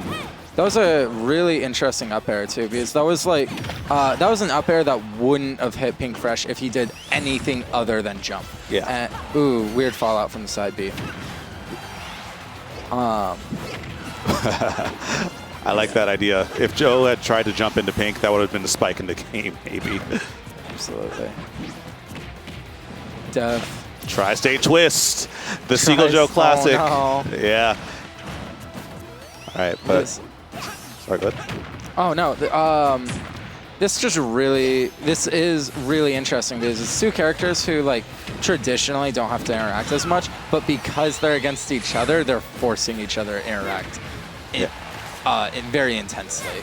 Like, this, relatively speaking, has been a very fast-paced game. Like every single second, there's some kind of approach or some kind of advantage state going on. Mostly advantage state, if we're being real. Yeah. Like...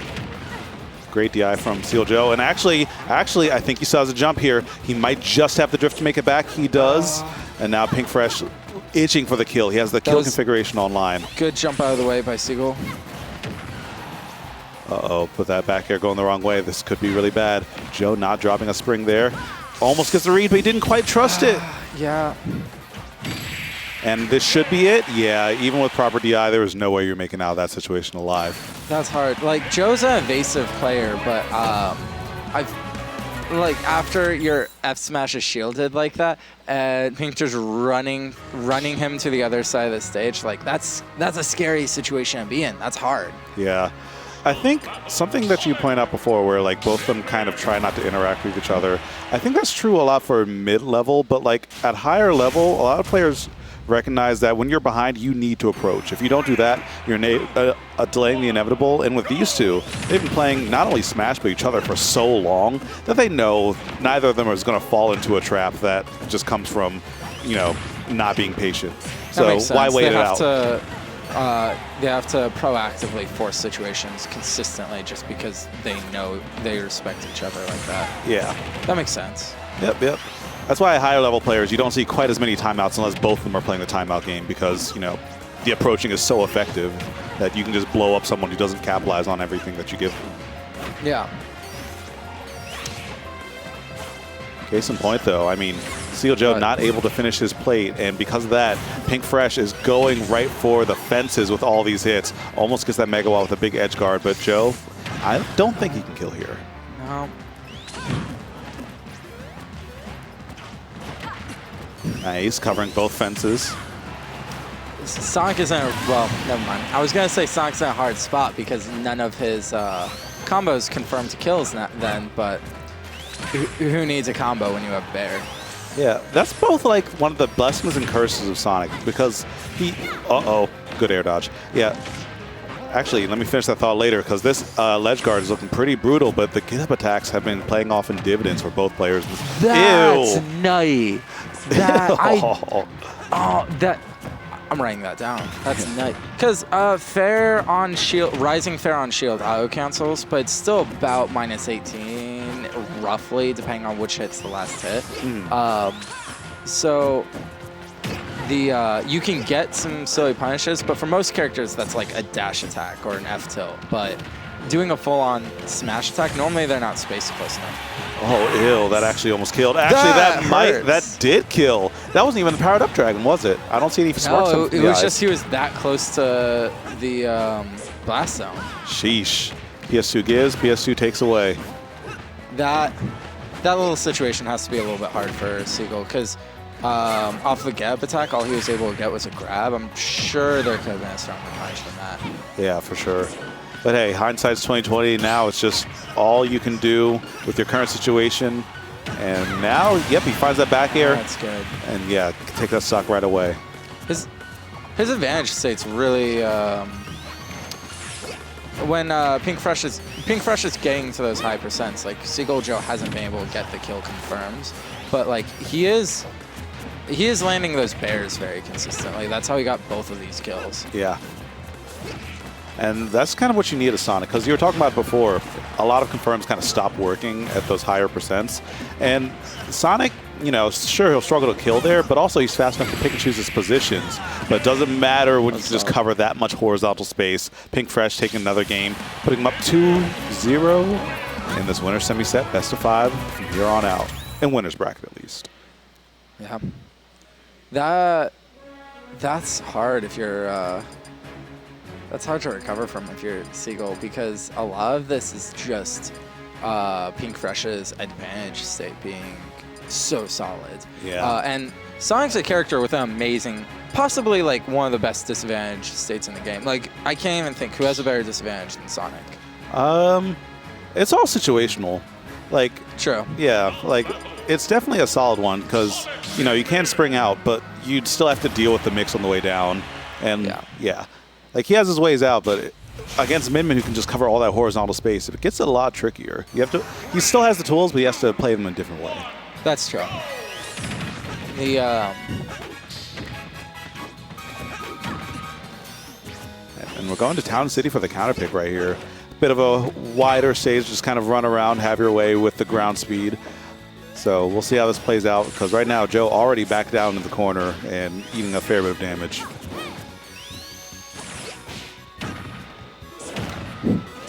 Uh-oh, big advantage with here. Dare and just immediately dash attacking and landing. That was smart. Yeah, but Joe is kind of overextending in some of these situations and leaving damage on the table. You know, if he maybe waits every now and then, tries to punish the secondary landing from Pink Fresh rather than like the air dodge or something like that. Like there, how he was covering like very low, and Pink Fresh was able to get to the ledge first. Yeah, exactly.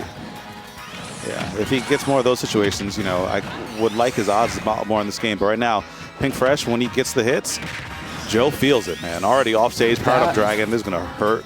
That was such a well-spaced grab because... Well-spaced forward tilt as well. Absolutely. All right, but Joe, not in the worst position, but landing mix right there. Good roll out, able to get out of that situation. And now Joe on the ledge, Pink Fresh already sitting sedentary center stage and just throwing those arms out there.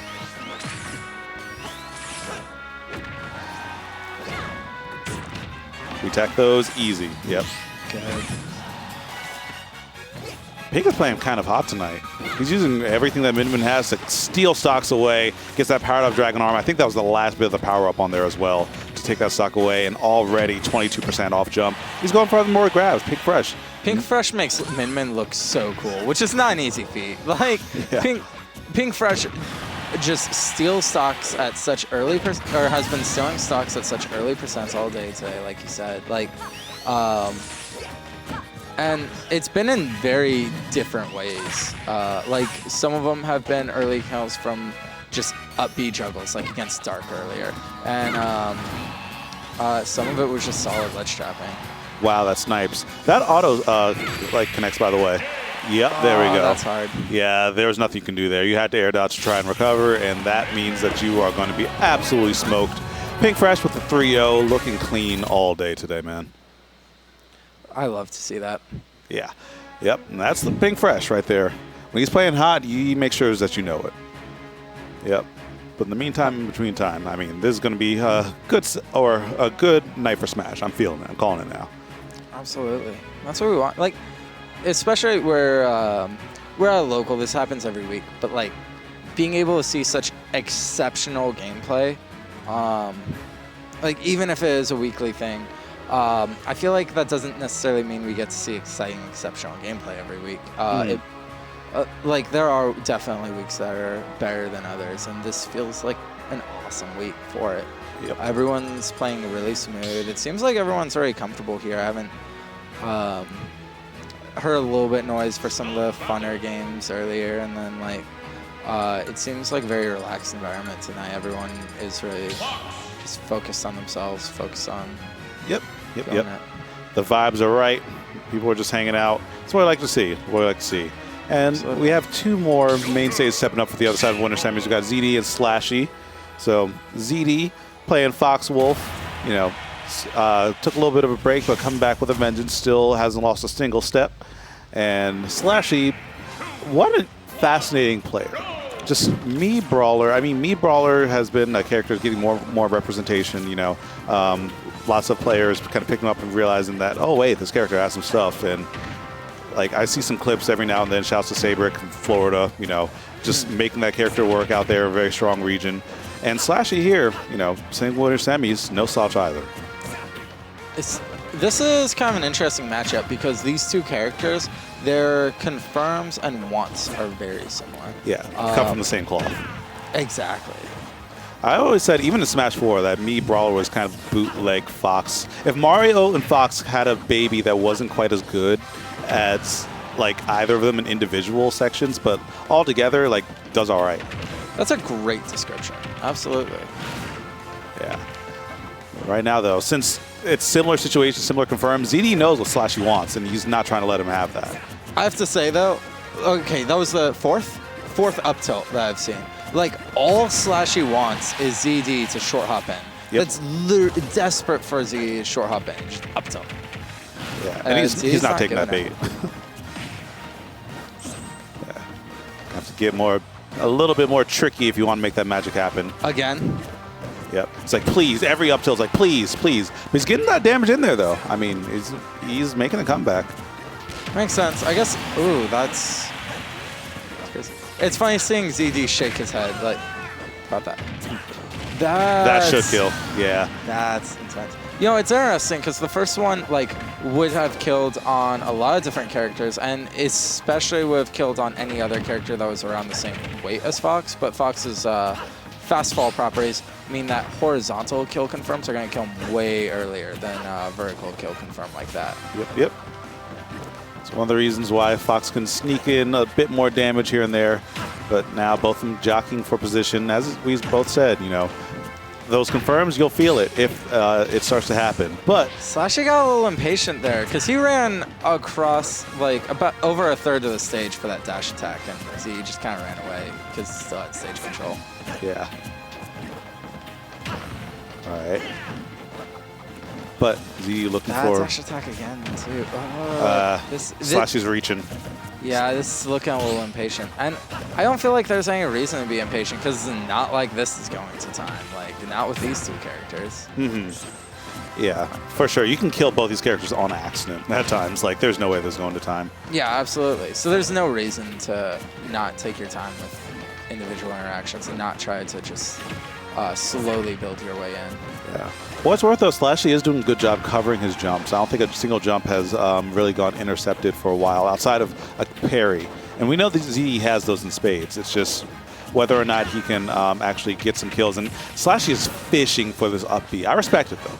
I respect it. He's fishing so hard. It's so silly.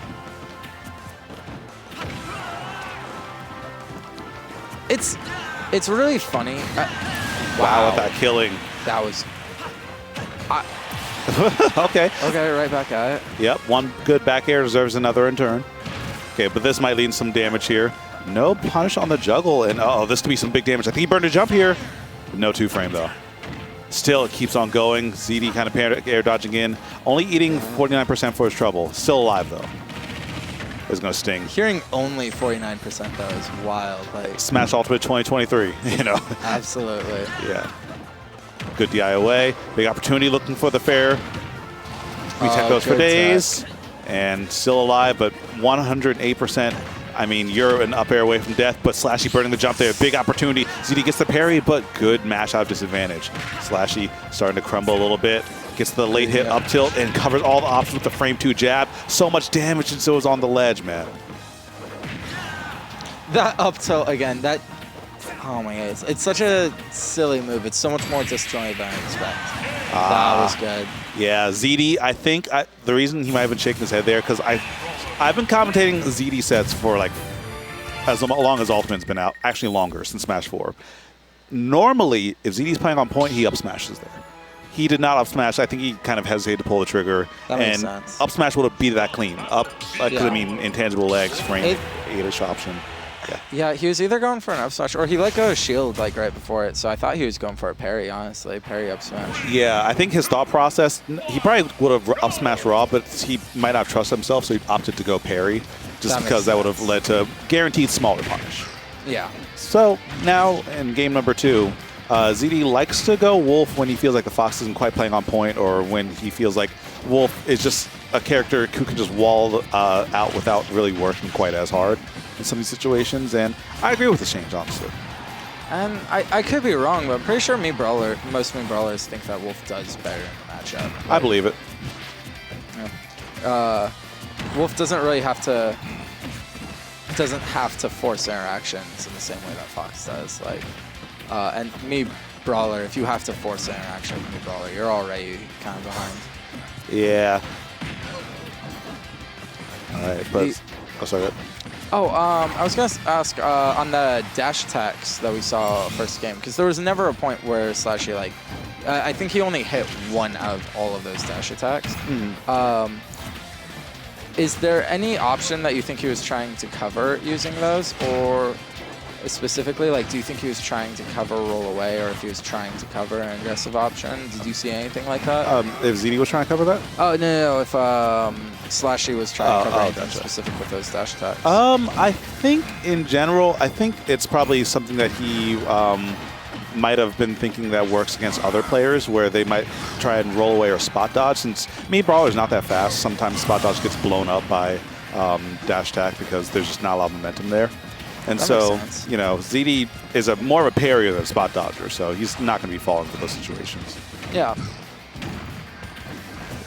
But SLASHY does get that shot put to stabilize the stock situation. Now he just needs to work on the percent situation. He'll be cooking. Which, I mean, against Wolf is... I don't want to say it's easy to do, but, like, Wolf's a character that can definitely just die randomly sometimes. Like, you don't always... Like, if you're losing the percent game against Wolf, it still might be somewhat even. Yeah. Honestly, the percent game isn't really real against Wolf. He'll just kill you.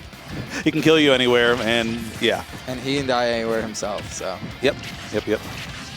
But ZD getting a big up smash in there, SLASHY kind of shaking his head.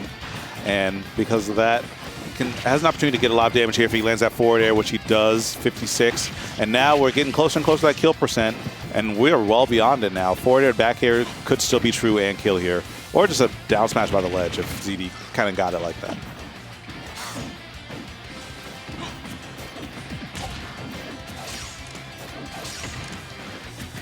This is hard for SLASHY to play the same type of neutral,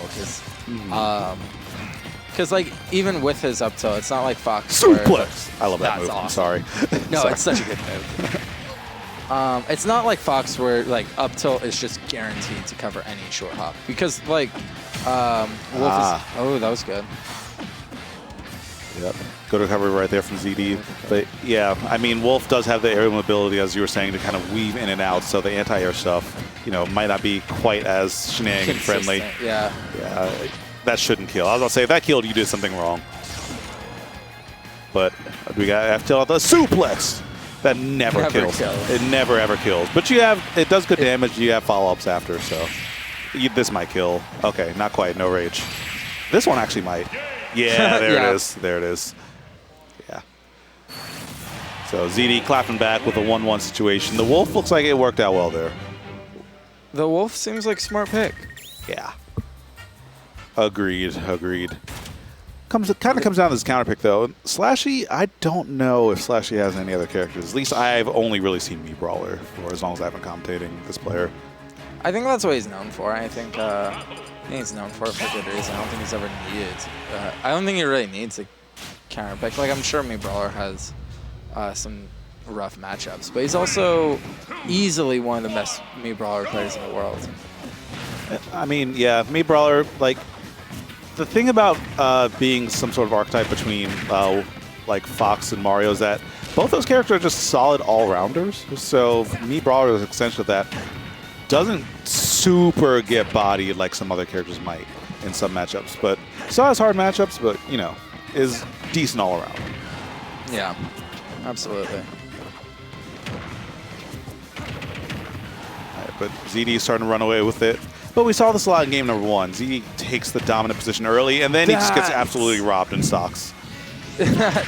Easy. Good tech. Good. Oh, my God. That was legendary. Because not only was that good tech, that was a DI in, so he could get a tech. Like, yeah. I always say that's spacing 101. If you aren't hitting those techs at ledge, then you need to look into a different character, because that's a just quintessential part to living. And spacing those back airs. As ZD has that on point, finding that stock. Going up a stock. That was good pressure situation. He only got rewarded 18% for it, but he got 18% and a really good position. All right. Now, these trades all in favor of ZD. You know, there's extra damage on the table. Fox shouldn't be living past 100 a lot of times anyway. So, if you get hit more, it's whatever. All right, good nair. We have down airs here? No, doesn't trust the down air. But, you know, ZD can keep this up. Oh, smart. Sour spot as well. If you got sweet spot, that actually would have been, you know, longer that you're a knockback as you go down the wall. So it might have you had a chance to be technical. Basically. Yeah, absolutely. Yeah.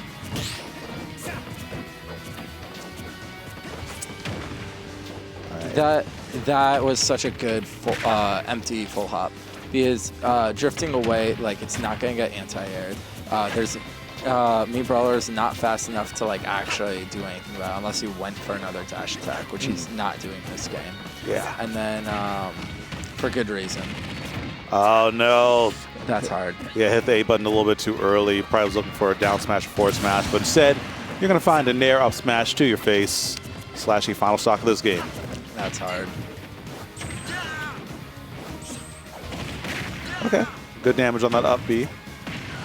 ZD facing the wrong way on that grab. SLASHY having the dominant position on the stage and starting to get the roll reads. Maybe some conditioning happening behind the table here. It's not easy to get kills on this stage, but the SLASHY is definitely going to need one soon. Yep. Yeah, it's starting to get to the danger percent. That's hard, because missing... Because up smash is guaranteed punish from dash attack, but, like, dash attack being a frame 3 move, it's not easy to react to. No way. Yeah. Okay. Oh, I think the kill flash actually messed up his fast fall buffer. That's funny. Yeah, that's really unfortunate if that's true. ZD still has the chops to, like, close this out, but I mean, Mii Brawler makes some magic happen. I've seen up air, up B, up tilt, up B, kill it like 50%. Yeah, ZD's a little nervous. He's shielding a lot.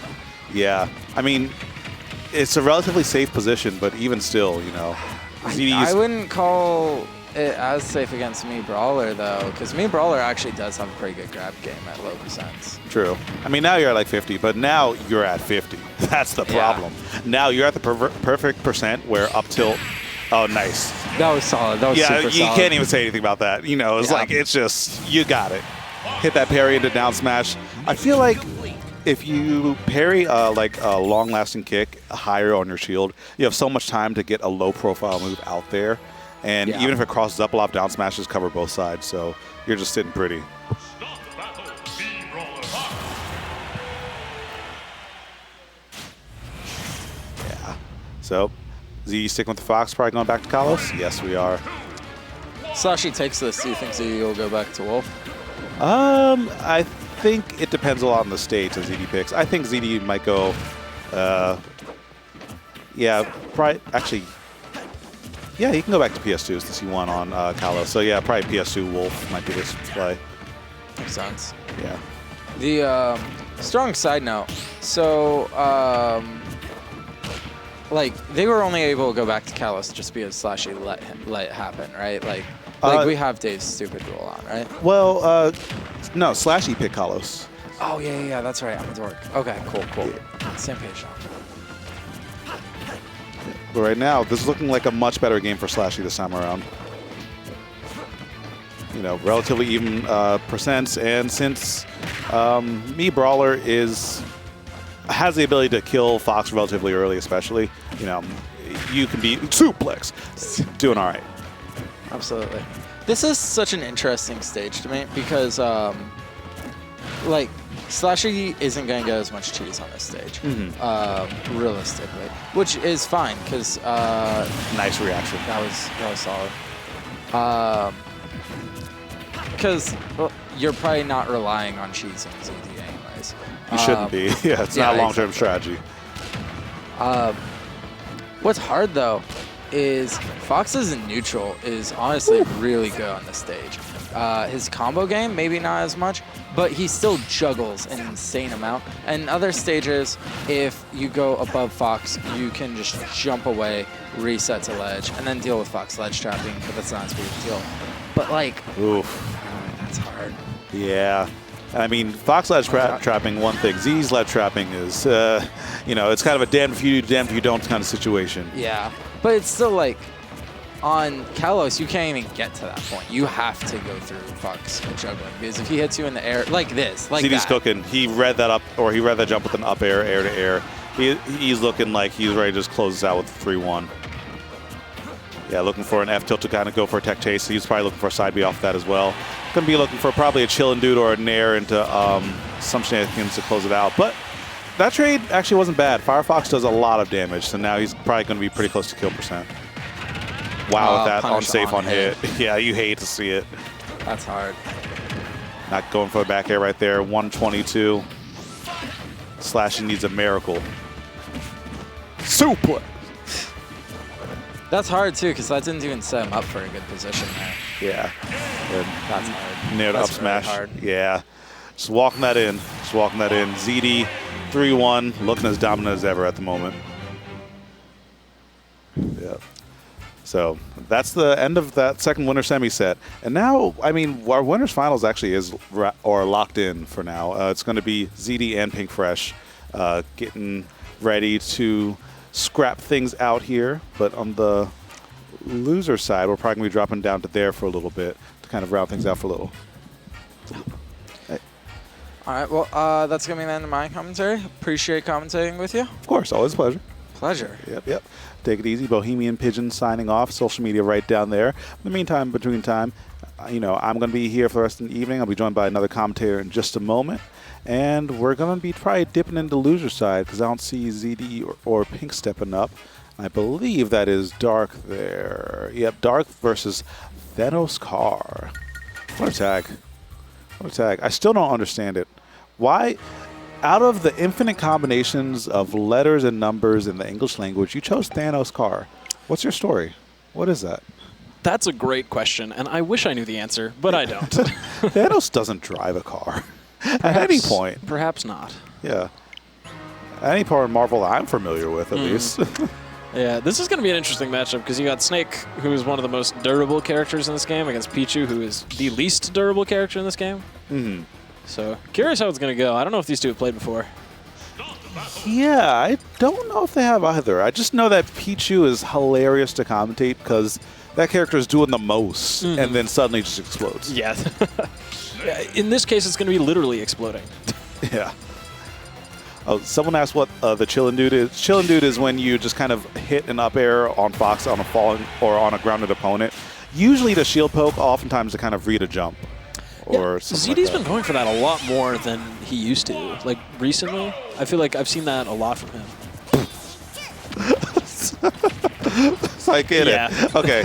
Yeah, that's what the Thanos card is. Shouts to Relwood in culturing me on the Thanos card. That's actually pretty funny. Okay. All right. So getting started here, Thanos card versus Dark. Not too much damage on either player so far. That is going to change very quickly. Yeah, that character just loves to either explode or just get exploded.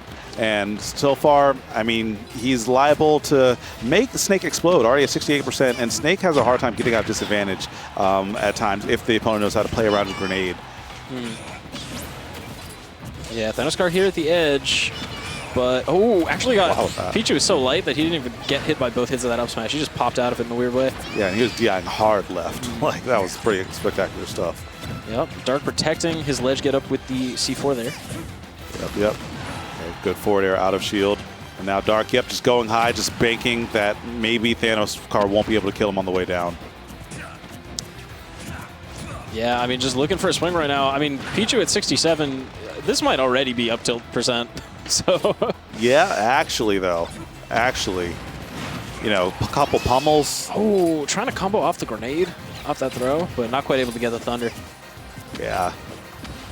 And now just kind of getting that damage higher and higher. And even that self-damaging stuff, too. Like, we don't even see Thanos' card start to throw out the Thunderbolts anymore because just can't afford to take any more damage here.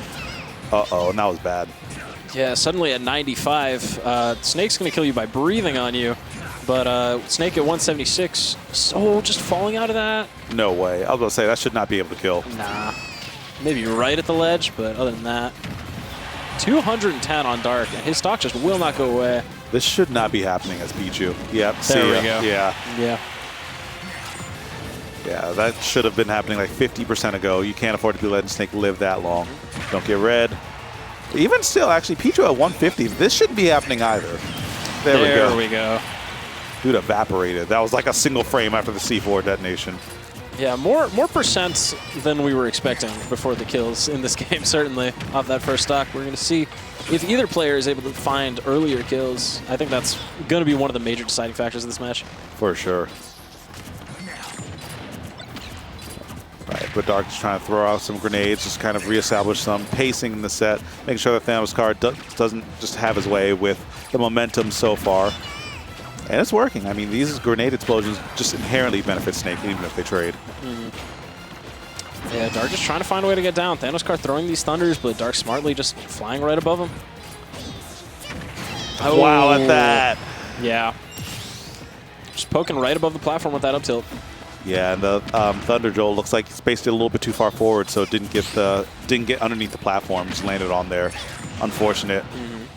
Dark blowing himself up a little bit. If you're Thanos card right now, you got to get this kill before you swing too much. I mean, this is the problem with Pichu. This character can struggle to make a comeback sometimes just because every time you're throwing out a kill move attempt, you're dealing yourself damage and you're widening the gap if you're missing. Yeah. On top of that, too, Snake being so heavy. With Rage, you'll probably die like maybe 85 to an up tilt. And you'd love to. Generous. You would love to approach behind these Thunder Jolts, but again, each one is dealing you damage. Up smash not killing at 150? Yeah, this is not boding well. Beyond max rage here. Dark just has to fish for an up tilt. If he finds that, it's Jover, as Thanos Scarstack says. Completely Jover. Down throw, oh yeah. So wow, that in the tech! That was amazing, actually. I think that was the only way you're surviving that. Yeah, the down throw is a nice DI mix-up. You want to, people hold in because they don't want to get sent too far off by forward throw. But sometimes you just got to take that because if you DI in on the down throw, you're at risk of the Thunder. However, he was able to get out of it in that situation. Uh-oh. Yeah, Dark's not going to take that risk. He's just going to recover high and just get back center stage. Yeah, Thanoskar has already gotten the percents close to each other. Of course, when it comes to actually getting a kill, Snake is much closer than Pichu is right now. Yep. Oh, with the grenade as well. Even more damage. Oh, man. This is actually still an even-ish game, though. If you're Pichu, percent doesn't matter anymore. Just go ham. Throw out those Thunder Jolts. It doesn't matter. Just do it. Yeah, I mean, at this point, anything's going to kill you anyway, so you might as well just throw them out, right? Exactly. Trying to get off the platform. Oh, a little bit of a swing with that down smash. Dark is really fishing a lot for these C4s that Thanoscar hasn't even been the same zip code as. Not really. Oh, the down smash? And that's wow, actually going to be it. That was able to kill? Yeah, I don't know if that was the right DI from Dark. I mean, that move usually sends you off the side rather than the top, I believe. Mm-hmm. Yeah. So might have just been holding hard in. And that means game 1 going to Thanoscar. Yep. Good stuff to Thanoscar bringing that back. As Pichu, you know, it can be kind of scary. I know a lot of them are adrenaline junkies anyway. They have to ride that edge just to, like, feel something again. But, you know, it's still not easy to do. Not easy at all. And, you know, we were talking about how sometimes Pichu can have difficulty making those comebacks, but at the same time, your combos are so explosive that, as we saw in that first game, even if you're down by a lot, even if you're dealing damage to yourself, what good is it if the opponent just can't hit you? Yeah. The more you kind of learn and develop and Smash, the more we kind of go back to the age-old advice, just don't get hit. Isaiah in like 2002 said the wisest thing that anyone could say in this game. Just don't get hit. Yeah, so these two, I just looked it up, these two have played twice before, and Dark won both times. One of them was a last game set. So we're going to see if Thanoscar is going to be able to win his first, or if Dark is going to keep widening the gap in this head-to-head. Yep. We shall see. We shall see. I do imagine there's a hard matchup to kind of, you know, navigate as Pichu if your opponent's playing on points. Because, again, big guy kill early. Hard to navigate in a literal perspective, too, because, I mean, we know Snake just loves to set up that obstacle course. But Pichu does have the mobility to get around it. Not having the mobility to get around that back air, Dark ends up with the first stock of game 2. Uh-oh. And the second stock of game 2, Dark takes as well. He is the arbiter of his own fate right now. Yeah. Uh-oh. But Thanoscar, good air dodge, actually. That air dodge is ill-advised in most situations, but in that one, I mean, it got him out of a lot of damage. Yeah, and Thanoscar picking up the grenade actually might have messed up his combo there, but he was able to make something out of it anyway. Oh, and Dark almost able to combo that grenade explosion into a back air. Not quite finding it, with the high thunder, not taking the stock just yet. Great DI from Dark. I thought he was smoked there, but this one, yep, even with some good DI. Yeah, at the corner on a stage like Smashville, yeah, you're going to blow up. Yeah. Smashville, a little bit of a double-edged sword for Dark in this matchup, it looks like. Because on one hand, yeah, Snake is able to control so much space here with your explosives. On the other hand, once Thanoscar gets him a disadvantage, he's able to just like juggle him. He's able to keep him at the ledge. Yeah, look at this. Yep, just rinse and repeat. Oh. That time reading the aggressive option of that back air. Jockeying for position, but Dark not doing anything that time. And sometimes the answer is nothing. You don't have to air dodge, throw out a button. Sometimes you can just put your feet on the ground. Yeah. There are a lot of situations where that applies. I mean, I was playing Thanoscar earlier. I was asking about how to DI Pichu combos. He said sometimes if you just don't like SDI, you'll be like fine. Yeah, exactly. Exactly. It's something that, you know, takes a higher level of understanding to do. Because, like, sometimes... Oh, what a read. Oh, what a read. Of course, I'm not saying don't ever SDI, because you definitely should be SDIing. But occasionally mixing up just doing nothing is going to get people sometimes. Just like life. Yeah. Sometimes you need to do nothing to get out ahead, you know? Your problems will solve themselves. Your opposition will defeat themselves. Yeah. And in that case, that was actually best of 3. So Thanoscar defeating Dark. 2-0. All right. Nice, nice. Yep, moving on through this loser's bracket of alternative success, as I like to say. Yep. In quarters, on one side we have Seagull Joe versus Uneva. Uneva, so this is a Pikachu player. Already defeating 17 PawnMaster earlier in the bracket. I played him too, and he seemed familiar. I feel like he had a different tag at some point, but I'm not sure who it is. So. Yeah, it's a tag that I haven't really seen around in these brackets on Tuesdays at least. Maybe on Fridays, but on Tuesdays, I'm not super familiar. But SLASHY and Thanoscar will be the other loser's quarter set. But I don't see Pink stepping up to the stage, so we'll probably be getting that pretty soon. I imagine, yeah, so our winners finals, ZD Pink Fresh, as it has been for the last few weeks. I feel like I've seen that a couple times now.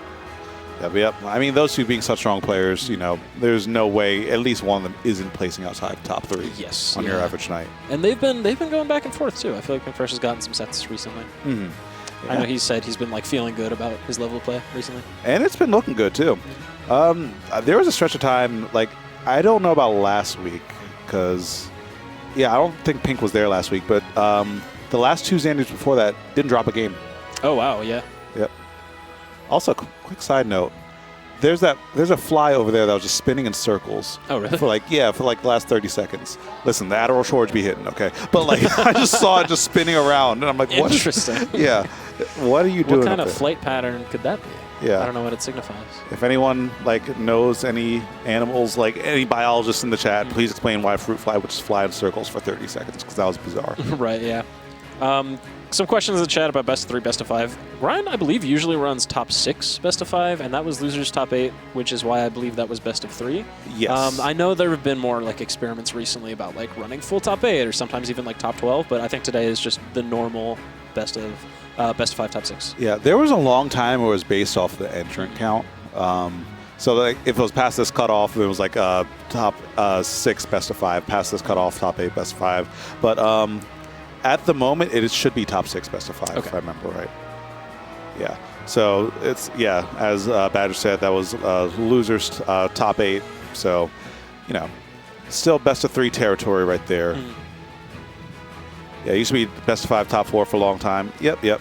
It really, I wish I had a more consistent answer. There probably is one. Because a lot of times I'm here every week and I just kind of black out while I'm on the mic and just say words. And it ends up working out because, yeah.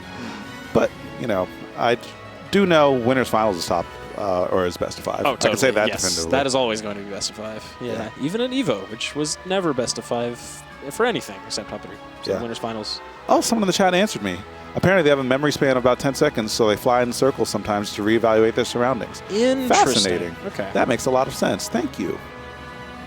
I love learning new things.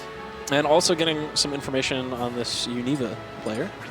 Went as Tree Spawn 69? That tag sounds a bit more familiar. Okay, first time back in a long time. There we go. Love to see players return. And it's always fun when someone who hasn't been to his Xanadu in a while comes back and goes on a run. I mean, Uneva beating Apostle PawnMaster 17 today to make it into top 6 on the loser side. Currently playing against Seagull Joe off stream. We're going to see the result of that. I got mixed. Apparently they just made that up about the flies. Oh, did they? I'm never trusting chat again. No.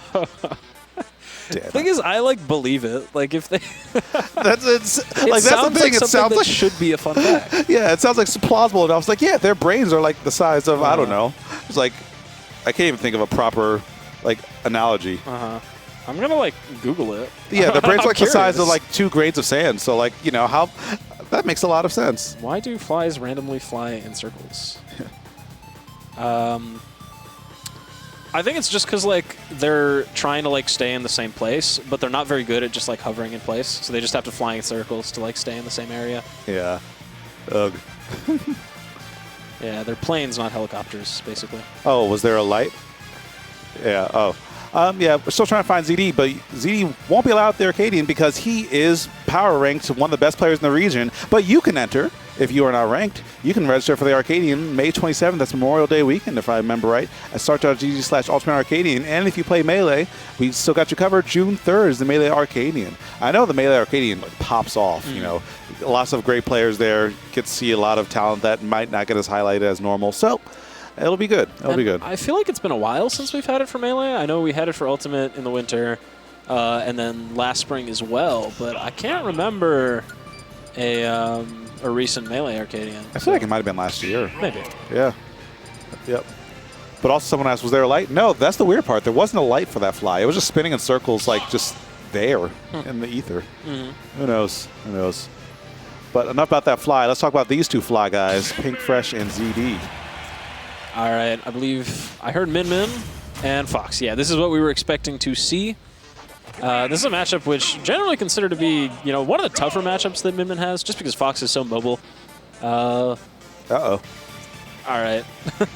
Still just figuring some stuff out. This is not the match. They're just listening to Megalovania on Final Destination. Oh, cool. Min Min has some cool idle animations. I've never actually seen them. She's usually just throwing stuff the whole time. She's always mid-animation. Like, there's always an arm coming out, so you never get to see this. But, yeah. Yeah.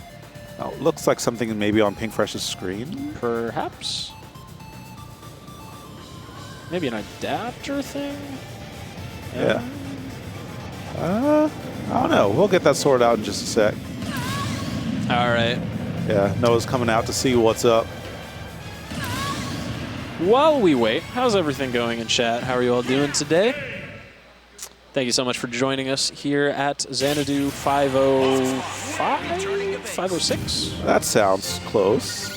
Yep, 506. 506, there we go. Yep. I knew it was 500 something, right? Yeah. Yep. Yeah, and Nick District makes a good point. These two are going to play this entire set on FD. Yep, that's how it always goes. This is the stage that they always go back to in this matchup. Not even worth trying anything else. That's what happens when you play someone that much. You know, you get someone like just in the routines, you know what you're going to pick, you know what you're going to play. Yeah. And we're used to it being PS2, but in this particular matchup, looks like FD. Yep. Oh, get over here. That's one of those things that just, we play each other so often, you know each other's habits. Bro, I think he actually... Is he gone? Oh, not quite. And almost even things up with just the damage from Firefox. Good tech from Pink Fresh to not just explode in that situation. Edge guarding Fox is one of the best ways to beat him, but sometimes you just get hit the wrong way and blow up. Yeah. All right. Firefox. Oh, ew. Bad angle. Didn't have the right arm configuration and makes the tech. Oh. What was I just talking about? Yeah, really bad series of errors right there from Pink Fresh. Those were two crucial ones that you just can't afford to miss here. ZD has been doing a good job on his recoveries, just going low, right? And you see him riding the stage up there to just to mix up the timing on the 2-frame. Yeah. Min Min is a very good edge guarding character, but if you go super low, then she just has to rely on hitting a 2-frame. And those are the situations where Fox can get back. Like, that's pretty much what he has to do every time. ZD, or excuse me, Pink Fresh not trusting the down air there as well. That does trade and can both kill instantly and keep you alive. All right, there's the arm taking the stock. Things are even. ZD was able to rack up quite a bit of extra credit, but Min Min can blow you up in 5 seconds. So. Yep. Case in point, you know, if one more hit came through or if a grab came through, Lord help you.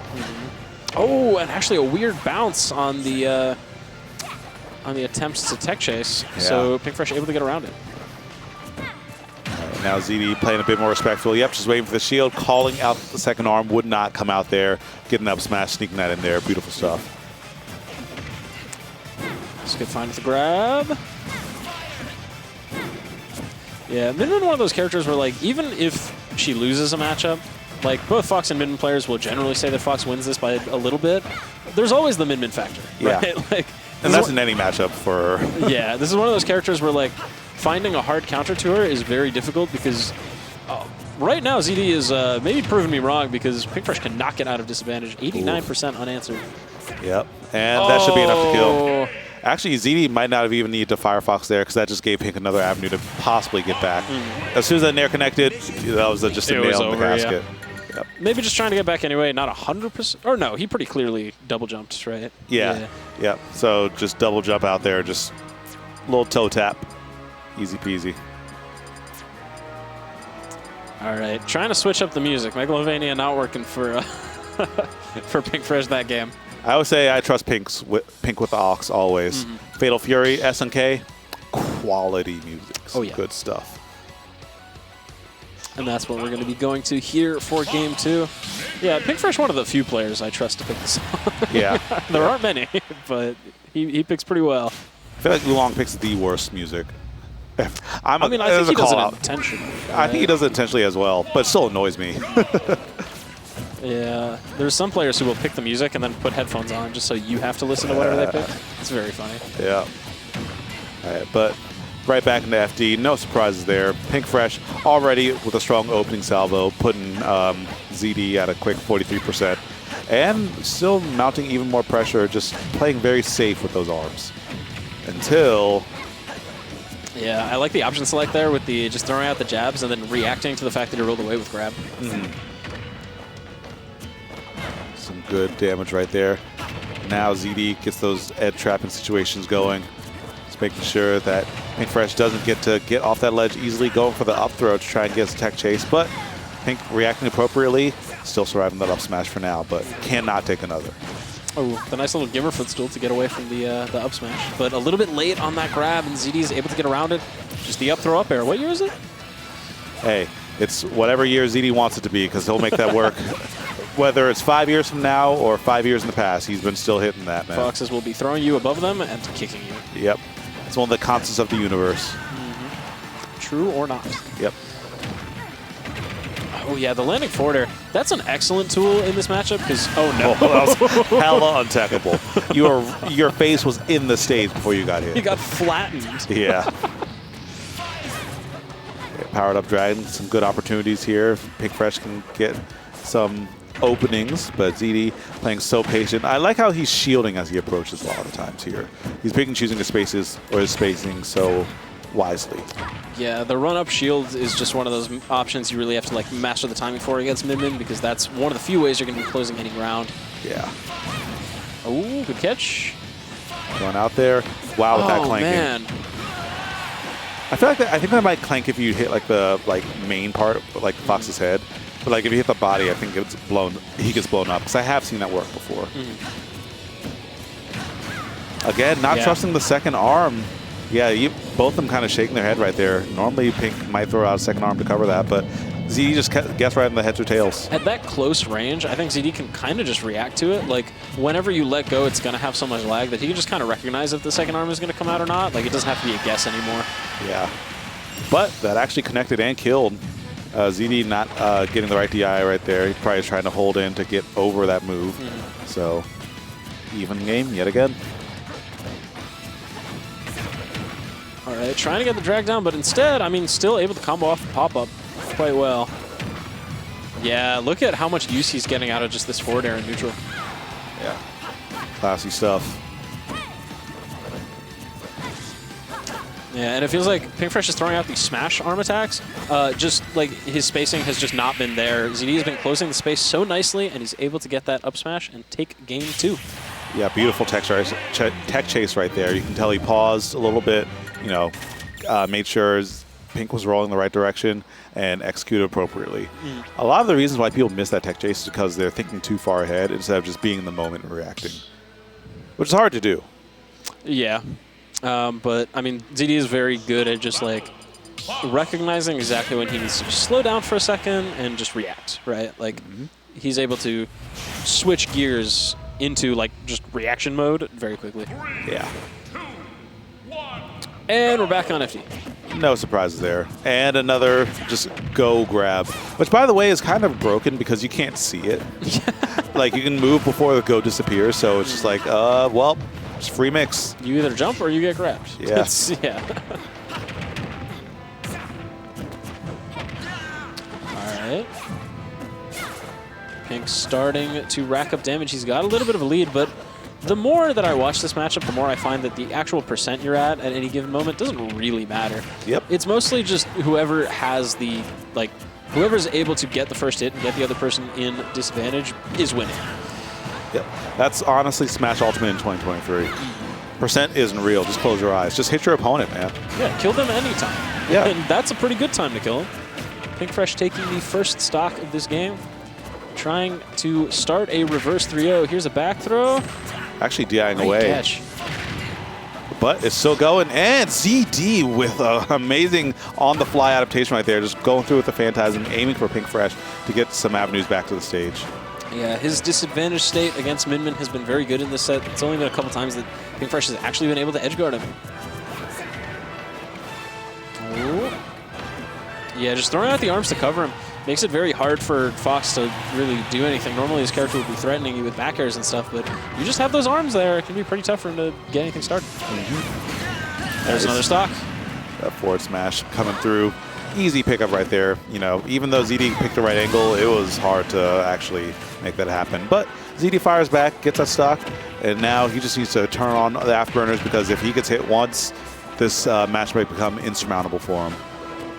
Yeah, he was able to win a couple interactions, but just wasn't able to keep. All right, now Pink Fresh is in the corner. Hold up. Good air dodge, but you're still on the ledge. Uh-oh, that's bad. Yeah, there's a regrab. Oh, yeah, that was 3 times in a row. I forgot. Yeah, you can't. you have to touch the stage at some point in that interaction there. Yep, and this game has suddenly gone from Pink Fresh being up 3 stocks to 1 to, he's in a tough spot. CD getting momentum, getting the auto cancel down air. You have all day to confirm whatever you want. Gets that grab, goes for an up throw instead and falls out of that up air. But now Pink's just hemorrhaging damage. ZD's in his head. He waited for the get up and for the spot dodge. Yeah, you said he was in his head. I think you're right.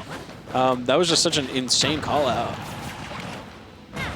All right, but finally, I mean, looks like Pink is starting to stabilize a little bit, but is it too little too late? It is. It is. ZD with a 3-0 at that. Pink Fresh a little disappointed in his play. You can kind of see the unraveling at the very, very end, you know. Missing a lot of those techs, like overextending some of those situations. Like, it really slipped through his fingertips at the 11th hour. And all of it ending in a 3 stock to 1 comeback for ZD. Yeah, he was able to get that second stock. Just a mistake by Pink Fresh there to go for that regrab, and that ended up really costing him. Yep. You hate to see it, but I mean, you love to see it if you love watching Fox play and if you love watching ZD cook, because that's another Grand Finals winner side ticket. And I mean, if you're watching Xanadu, you gotta like watching Spaceys at least somewhat, right? Exactly. Or you are just like the biggest masochist. Just every Tuesday, it's like just foaming at the mouth at your computer's like, it's time to watch more Wolf Fox. Damn it. Yeah, I'm talking to specifically Nick District. True. True stuff. Yeah. Someone says, leading Twitter turns ZD into a better player. Listen, Twitter's awful. I'm on there because I have to be, but I wouldn't wish that on my worst enemy. Every time I open this little, like, rectangle of pain and just inject psychic damage into my eyes, you don't have to do that. Yeah. No one has to be on Twitter. And ZD made a wise choice. Okay. Yeah. I just every time see something that you just did not need to see. And it's like, oh, okay, I guess my day's ruined now. Well, yeah, on the For You page now, especially since Twitter defaults to that. Yeah. Like, I can't even, like, change it or, like, I have to swipe over to the following. But every time I open this app, it's like, oh, new horrors beyond my comprehension. Oh, boy. Yeah, and every time now you go to a comment section and it puts all the blue check accounts at the top. I mean, it's a pretty easy list of people to block, so I guess it's nice in that regard. Yep. Stay off Twitter, kids. Oh, yeah. If you're on there, though, follow me. But if you aren't, same, yeah. If you aren't, just leave. Just don't. Just don't get on there. Get Twitter just to follow me, and then like delete it. But like, don't delete your account so it's still following me. I feel like telling Twitter or telling someone to get on Twitter just to follow you is like, hey, just first hit. It's not addictive. True. It's fine, man. The first hit doesn't count. It's the gateway. Yeah, exactly. All right, so we're gonna be getting into losers semis here. SLASHY and Seagull Joe. So Brawler Palu, interesting set history between these two because Seagull Joe, as he often tends to be for players who play weird characters, was just the unbeatable wall for SLASHY for a while.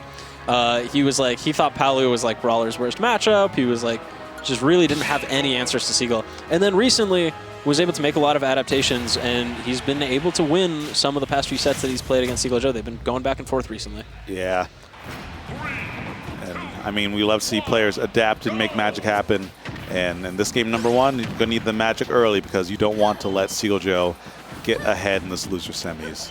Yeah, once Seagull Joe gets a lead in this matchup, that's when it starts to look really bad for Brawler. Yeah. Because he's just able to space with moves and just not really commit to anything. And the sort of non-committal style, well, I was about to say that until he just went for a dash attack and got suplexed. Yep. Uh-oh, this is going to hurt. Yep, down air into good air dodge from SLASHY, but still on the ledge. Seagull Joe's ledge trapping can be kind of hot or cold, and that time it's hot. Uh-oh, you don't want to be eating that. Yeah, normally reflecting the shot put back at that weird angle doesn't really help. It's kind of a trap that people try and do that, but in that case, it was exactly where SLASHY was sitting. Yeah. All right, but SLASHY's starting to stabilize a little bit. Palutena, I mean, even though she can rack up damage pretty easy early, sometimes killing can be a bit hard if your opponent doesn't run into something, you know? Yep. Yeah, Nick District telling a funny story in chat about how Seagull Joe said he was never going to lose this matchup and then a week later lost to SLASHY. He was actually at the same tournament at Shining Summit. He said, I'm never going to lose to SLASHY, and then he lost to SLASHY. That's peak Seagull Joe right there. Yeah, but right now, he's definitely got control of this game. SLASHY at 150. This back throw, not going to do it quite yet. Wow, with that. That looked like one pummel shy, honestly. Yeah, the lingering F tilt beating out the spot dodge. Pretty solid spot dodge destroyer, and there we go. Some blender. Oh, look at all this damage. Quick 42. That's an opening that you desperately needed because, I mean, if Slashy hits you once, you should be dead here. And they're not going for the jab lock. Usually something that he's searching for, but in that case, was expecting Seagull Joe to tech. Yeah. Right, finds that back air right there, though. Yeah, he's been spacing very nicely with this. Oh, no punish there on the misgrab. Yeah, a little bit uncharacteristic. It feels like Slashy has had chances that he has not been converting. That up smash is going to be a good catch. That last 10 seconds had the vibe of both of them kind of playing too patient. Slashy just eventually had to pull the trigger on something because otherwise it was going to all slip through his fingers. Yeah, I mean, these games where they both end up playing safe, like those are always going to go to Palutena. Yeah. She's the character that's just built off of that, you know? Yeah, and that's why Palutena ends up being the gatekeeper character for a lot of, yeah, just going a little bit too far. Just a hair too low. But Slashy, really good combo right there. Still keeping it going with that dash attack as well.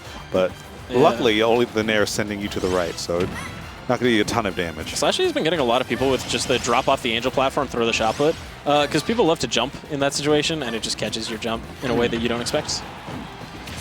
Yeah, it makes sense that people want to jump, because if you have a brawler running at you that's invincible, like what can you do? Yeah. Now the question is, can Slashy get this stock? I mean, he's already basically at kill percent, so looking kind of rough right now. Yeah, and that's putting it lightly. Slashy losing a lot of steam here. 106. Why? Who does that? That was judging by the expression in his face, he did not mean to do that. I think he was trying to drop through the platform back air, but you know what? It worked out. We take those. That makes so much more sense. That makes so much more sense. All right, and suddenly this damage is racking up. Quick 62. If you get up tilted onto the platform, you're probably, yeah, you're definitely dead right now. Oh, you're dead. What the hell was that game? That was the most, that was the most jank-ass. Mii Brawler. that was so silly. Starting with that F smash into that. Yeah. That's how 20 seconds can just unravel your entire existence. If you make one mistake above the platform, especially, yeah, above the PS2 platform in that matchup, yeah, everyone is like, Slashy's like, hey, want to go to PS2? And the opponent is like, yeah, because it's MDVA, and everyone's always like, yeah. Don't not against Brawler. No, you don't want this. Yeah. All right, Seal going Sonic this time around, getting his counter pick. He was like, I'm not having any of this. Thing is, Hollow Bastion, I feel like Brawler might actually have some stuff here, too. Maybe. Oh, well, yeah, definitely using that middle platform. Yeah. I don't know about this one, but we'll find out. You know, Joe is up there for a reason. Slashy usually pretty solid against Sonic. He's, like, very undefeated against Justwu. It's a matchup he has a lot of, like, Wi-Fi experience in from, like, a while ago when he actually played Wi-Fi, which he does not do anymore. Self-care. Oh, yeah. Right. But honestly, just off of preliminary interactions, I feel like Brawler probably does get, like, a bit more on this stage than Sonic might. Great catch with the up smash, yeah. Yeah, good stuff, good stuff. All right, will Joe go out for an edge guard? Nope, just goes for a homing attack and resets position. And wow, that forward smash not connect. Suplex! That'll connect, though. Yeah, good catch. And I'm thinking about this counter pick. I think this is less of a character-based counter pick and more of a player-based one. Slashy historically likes to just ban Smashville Hollow. He doesn't like this stage because he doesn't like when people just hold the center platform. But he started to get more comfortable with. He was talking to me earlier today about how like he wants to try playing more bracket sets here and on Smashville because he thinks Brawler as a character probably does fine. He just needs to adjust his personal playstyle. Yep. I feel like the issue with that, just from what I can kind of fathom, is that Brawler's approach tools, oh, you should be dead here. Oh, actually, not quite. Yeah, but Brawler's approach tools might be a little bit hard to do if you don't have shot put in your pocket. But, you know, he still has some tools. It's just kind of making it work with mediocre approach options. And if you can do that, I feel like you have future in the stage. And also, you can just sit under the platform and go for up tilt, because if you up tilt them at like 80, they die. Yeah, easy. Oh, actually had a read on that roll, just mistimed the grab. And Slashy will not die. I feel like when I watch him play Justwu, this is what happens in this, like, in this matchup as well. Like, he just knows how to avoid a lot of Sonic's kill options. Yeah, absolutely. With that forward air, yeah, actually connecting both hits at that and getting the kill. Both of them at such high percent there. That was such an important interaction. Yeah, forward air still not taking it. That move will kill you very early if you're like off the edge, but from center stage, it's not really going to do that. It's going to be a fair bit of damage, though. Yep, the nair into jabs. Getting that damage in there, and that time, finally making it happen with the side B into up air. Suplex. It does nothing but damage. It is like 0 knockback at all. Someone was saying in chat, I wish suplex killed. No, you don't. No, you don't. That move does everything but kill. Yeah. Would you like to have the Mario and Fox, like, bastard child with Incineroar or Larry, or Incineroar side B? Nope, I don't. Not wish that. Yeah. He doesn't need it. Oh, just throwing a whole bunch of moves on Seagull Joe's shield. And kind of had a read that he was going to run back, but not able to get far enough. Nah. This might be one of the situations. I mean, Joe has moments where he's winging until he just gets bodied, case in point last game. And other situations where he's getting bodied until all of a sudden he remembers how to play the game. I feel like these old bones time it's the ladder this time around. Yeah. There's the nair, but not the strong hit. Great get-up attack from Seagull Joe to get out of that situation. Yeah, Slashy's not just going to run into that F smash. Yeah, no way. I mean, everyone does eventually against this character. Oh, what a mix right there from Joe. That was real nice. Okay, I need to figure out what the hell are those homing attacks. What are those homing attacks? I don't know. What are he bashes into the stage just to get punished, and that's like the 3rd time that's happened. I shouldn't be this mad about it, but it actually makes me upset because he was playing so good. He was playing so good until he decides to homing attack the stage. Yeah, so Brawler forward air and up air killing that game. Those are not kill moves. Yeah. That should not have worked. Yeah, and he's definitely not going back to the Sonic because that game was much more dominant than the Palu game where Slashy made quite the comeback. So here we are back on Hall of Bastion, changing the character. All right, we need this to work, and there we go. Quick damage right off the bat, easy. Yep. Oh, just using that back air. And once again, Seagull finding himself winning the first couple interactions of the game. We saw that didn't really end up mattering in game 1. But looking pretty good right now. Suplex. There we go. I'm never ready to say it with you. I keep trying to. Oh, whenever this character's on screen, this is all I think about. True. I just look at, who's up, what damage is on the board, and when he's going to side B. That move is so funny for me. Yeah, very entertaining move. Also, one of those that I've found can be very tilting for the opponent because you just have to sit there, watch a little cutscene of your character going like, wee, bonk. Yep. On top of that, too, like, it just does so much damage, so, yeah. And you're shielding. It's like, oh, I should be safe here. He's in the air. It's fine. Then suddenly you're just 6 feet in the dirt, and it's like, well, okay. All right, there's a nair, not taking it quite yet. The next strong nair at the ledge might actually kill, but Slashy sometimes overcommits to those ledge traps where he shields right at the ledge, and you can definitely roll to get past that. Seagull Joe has started noticing that. Yep, roll or teleport through. What a pivot grab. Yeah, why do Palus ever roll when they can just teleport? I feel like it's just a longer roll. Yeah, true. Maybe because, yeah, actually, I don't know. Fair point. I'm sure there's a reason, but thinking about it. All right, so Seagull able to take the first stock with that dash attack. Oh, okay. We out. And we're right back in. I love the double edge cancel it to just die. Yeah, I see that happen all the time. Like, people edge cancel, like, they have the movement in between stocks, and suddenly their opponent just comes down invincible, and you forget what to do. All right, there's the dash attack. And Slashy starting to get these up tilts going. Yeah, but Joe, I don't think he'll be able to find a nair, so he might have to get this damage in just honest because Slashy is not taking any bait. But as I say that, my commentator's cursed. Oh, catches the air dodge too. Great weight. And the get-up attack was ill-advised. And I like the little mix there, not going for the usual, just catching him with the up smash.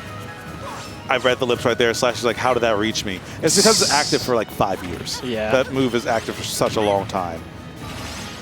Slashy's slowly becoming one of the, just like ZD, very entertaining to watch in the player camp. Because when he gets hit by something he thinks is dumb, he will let you know. Yep. Hey, we all have our ways of coping with this silly game we play. Yep. Charged up smash. Punish there. Not getting the stock quite yet. Back air not going to do it either. All right, Joe just trying to walk this in now. Yep, it's going to put him off stage, set up the auto reticle. Slashy air dodges there a lot. I'm wondering if Joe's might be just setting up for a punish in a later game. Yep, and trying to go for that aggressive feint jump, but Seagull ready for it. And yeah, this is where it's really tough for Brawler, because it's how do you get the kill? Of course, if he does get the kill, we saw what happened in game 1. So definitely not out of the possibility quite yet, but Slashy would have to play basically perfect. And right now, Seagull is just holding space so nicely. Ah, the dash attack's going to do it. Yep. No one's ever ready to DI that. Like, if you get hit by that, you're probably dashing in. And if you're dashing in, you're just going to go straight up. Yeah, I mean, Slashy loves to use his own dash attack as just like a way to reach people. Just a very good burst option. People underrate that move, but Palus will just beat it out every time because she's got the shield. Yeah, you're not messing with that. Yeah, so we're going to be moving on to a 4th game. Seagull trying to get a comeback started after going down 2-0 in the set. That game looked very good. It was on his counter pick. We're going to see where Slashy goes. Indeed, we shall see. Back to BS2, that makes sense? Yep, easy peasy. Yeah, and it's got to be kind of one of those things where if you're Slashy right now, you can't get in your own head because you might be worrying like, you know, I almost lost game 1 and I had to make a big comeback, and then I won game 2, but it was a different character. Like, he hasn't had a game where he's just like outright beaten the Palu like very hard yet. And that's the kind of thing which can really mess with you when you're up in a set like this. Yeah, fair point. You know, I guess the scoreboard doesn't tell the full story because, as you said, every game was kind of robbery, or at least against the Palu. Yep. There's a catch with the Nair. Once again, keeping things open, but, I mean, this is how the last game started as well. It's really going to come down to the, basically, the first stock when it gets taken. Yeah. Another thing is, a lot of times with Slashy... Oh, no. Uh-oh. There's the first stock. There we go, yeah. I was actually just about to say, Seagull Joe's really hard to, like, cheese with telegraph conditions. But that time, you know, you're going to want to shield on the platform. It's one of the safest positions that you can be in the game. Yeah, not against Brawler, though. And however, using his resources, and Seagull Joe getting the stock right back with the counter, so we are right back to even. And here we go. It's going to be more easy damage. Yeah, quick 38, and he's stuck in the corner. I am waiting for someone to punish that air dodge that Slashy does after getting down thrown at the ledge. He does it every time, and no one's punished him for it yet. Look at this long advantage state. Slashy hasn't been in the center of the stage at all. This is going to be a quick 36 or so, yeah. Easy damage. Slashy stabilizing a little bit, though, but still so much momentum on the side of Seagull Joe. He's in Slashy's head. Yeah, he only really needed to win one interaction to get all of this percent. Right now, Slashy kind of in a tough spot, stuck on the platform, but able to get out. And then just gets grabbed again. Oh, yeah. Yep. That's not an option that Seagull has used in their prior sets, so we've seen it twice now make a big difference. Yeah, it's in a crucial way. But first time it almost killed, second time there's no way you're surviving. It's one of those ones you can't really be mad except like at yourself because it's like, you know, you both knew that she had that option. Yeah, this game is looking a lot like the last game where Seagull got the second stock and just started going off. Oh, there's no jump here? Yeah, this is rough. Okay, able to make it back. Suplex. Got one more for the road. Oh, if he was turned around and he had back air to there. Yeah, but 130% already. Palu can play so patient here, but getting that jump with the up smash. All right, we are in funny Mii Brawler territory. All right. Oh, do we need to get the cloud music ready? Here? Do we need to get it ready? Are we going to see a circus? Not today. Circus is canceled. Probably a good thing. And we are going to a game 5. Seagull Joe looking very good in those last 2 games. Shoot. Looking really good in the first game as well until the end. Yeah. Just don't trip over yourself and then you're chilling. All right. So we're going to see what the counter pick ends up being. I should have seen it, but I was looking away. Well, we'll find out together in just a moment. We do know the characters, though. Palu, Brawler, going into Smashville. Yep, as you kind of said, you know, maybe Okay. wanted to get more experience with the single stage configuration. Oh, and this is why he doesn't like it. He's already in disadvantage, and he doesn't have anywhere to go. True, yeah. But you aren't going to always have your emotional support platforms, okay? Sometimes you just need to scrap back down on your own merit. Yeah. I mean, this is looking kind of rough right now, but there's a quick suplex.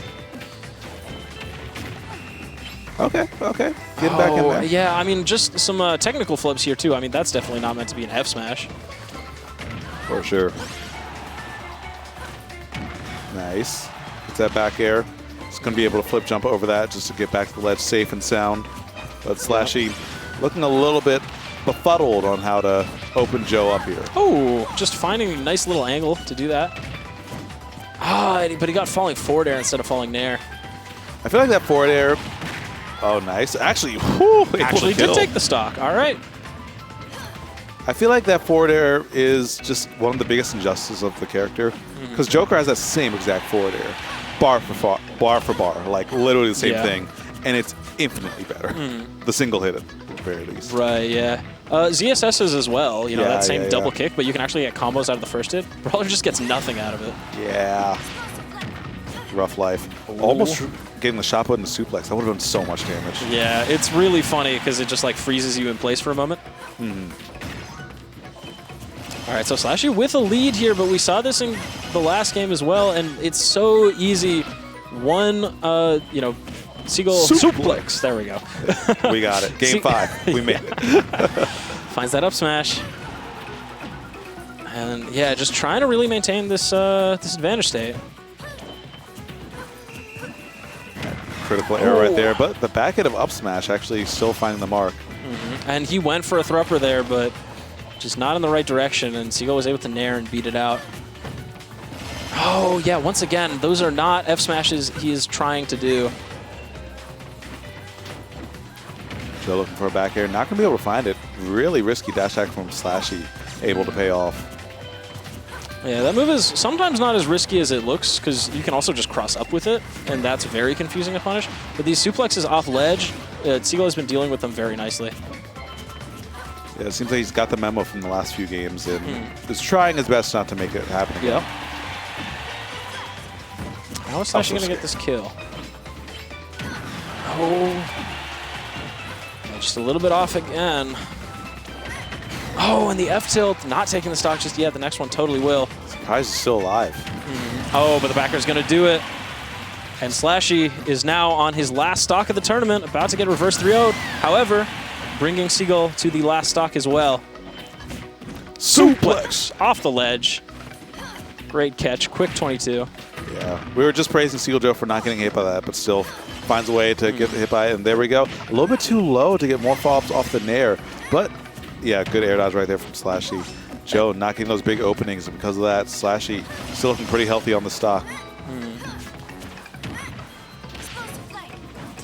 Yeah, Joe, percent's just exactly even right now. And SLASHY's the one in the corner. This is a tough spot, but a nice air dodge to get around it. Very tense right now. Dropping shield before the jabs came out. Uh-oh. Uh-oh. Okay, managing to swing his way out of there. Thing is, Seagull Joe has a pretty clear win condition. If he can just get SLASHY off the ledge and just maybe even down throw him, SLASHY always air dodges. Oh, catching the jump with the back air. Looking for one more. Oh, the platform too high to get the up smash. That's what. Oh, there we go. Actually and does SLASHY it. that time does find the up smash.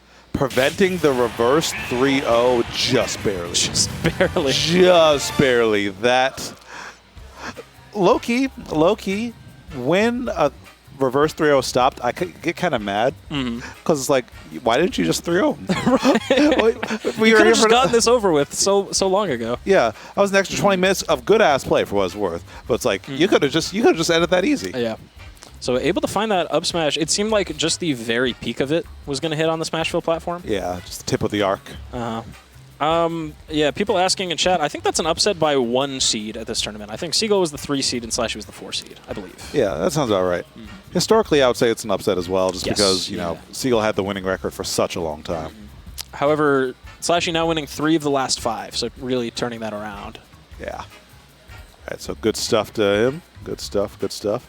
And with that, that means we're going to be going into losers finals, SLASHY versus Pink Fresh.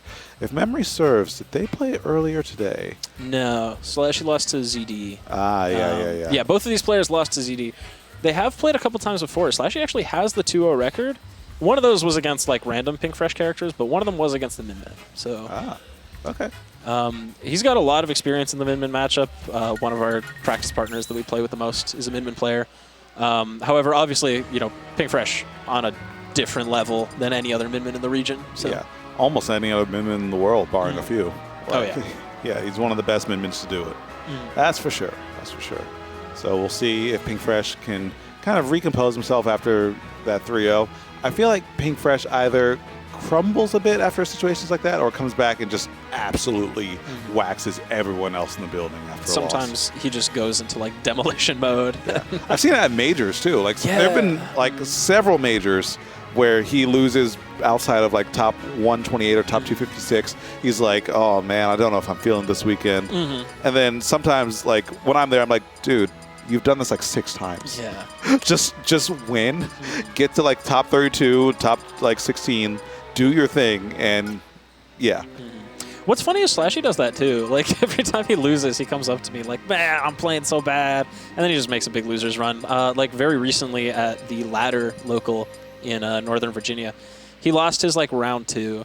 And he was like, I'm just going to go home. I don't even want to play. And then he won the tournament. Like, he beat Justin. He beat Alternus. He beat Zexy. He beat like a bunch of PR players.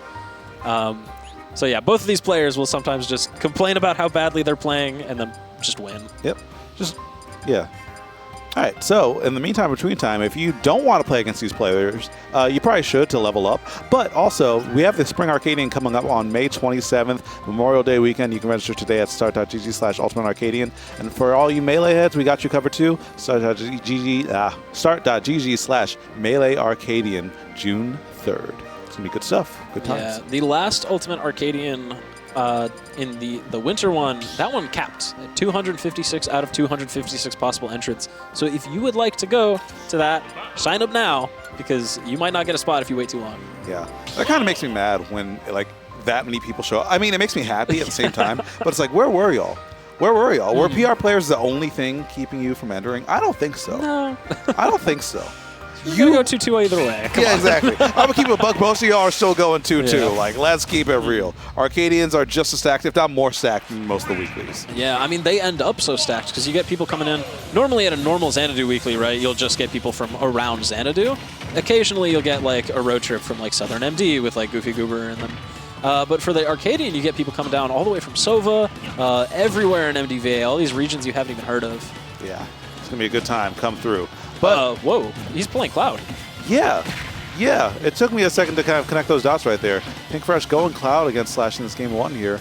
I wonder why. Maybe trying to keep them in fresh, maybe just practicing, maybe just trying to channel his inner Spargoat after his performance at Kagaribi this weekend. Maybe it is the fact that SLASHY won their last encounter in Brawler Min Min in a 3-1 set. Just wants to throw something different at him. Of course, Enhanced PV does have, he is undefeated. He's like 4-0 or 5-0 against SLASHY. So, you know, and this is generally considered to be probably Brawler's hardest matchup. That makes some sense. I feel like Cloud is, well, there's a few gatekeepers in this game, but like I feel like Cloud is a pretty major one.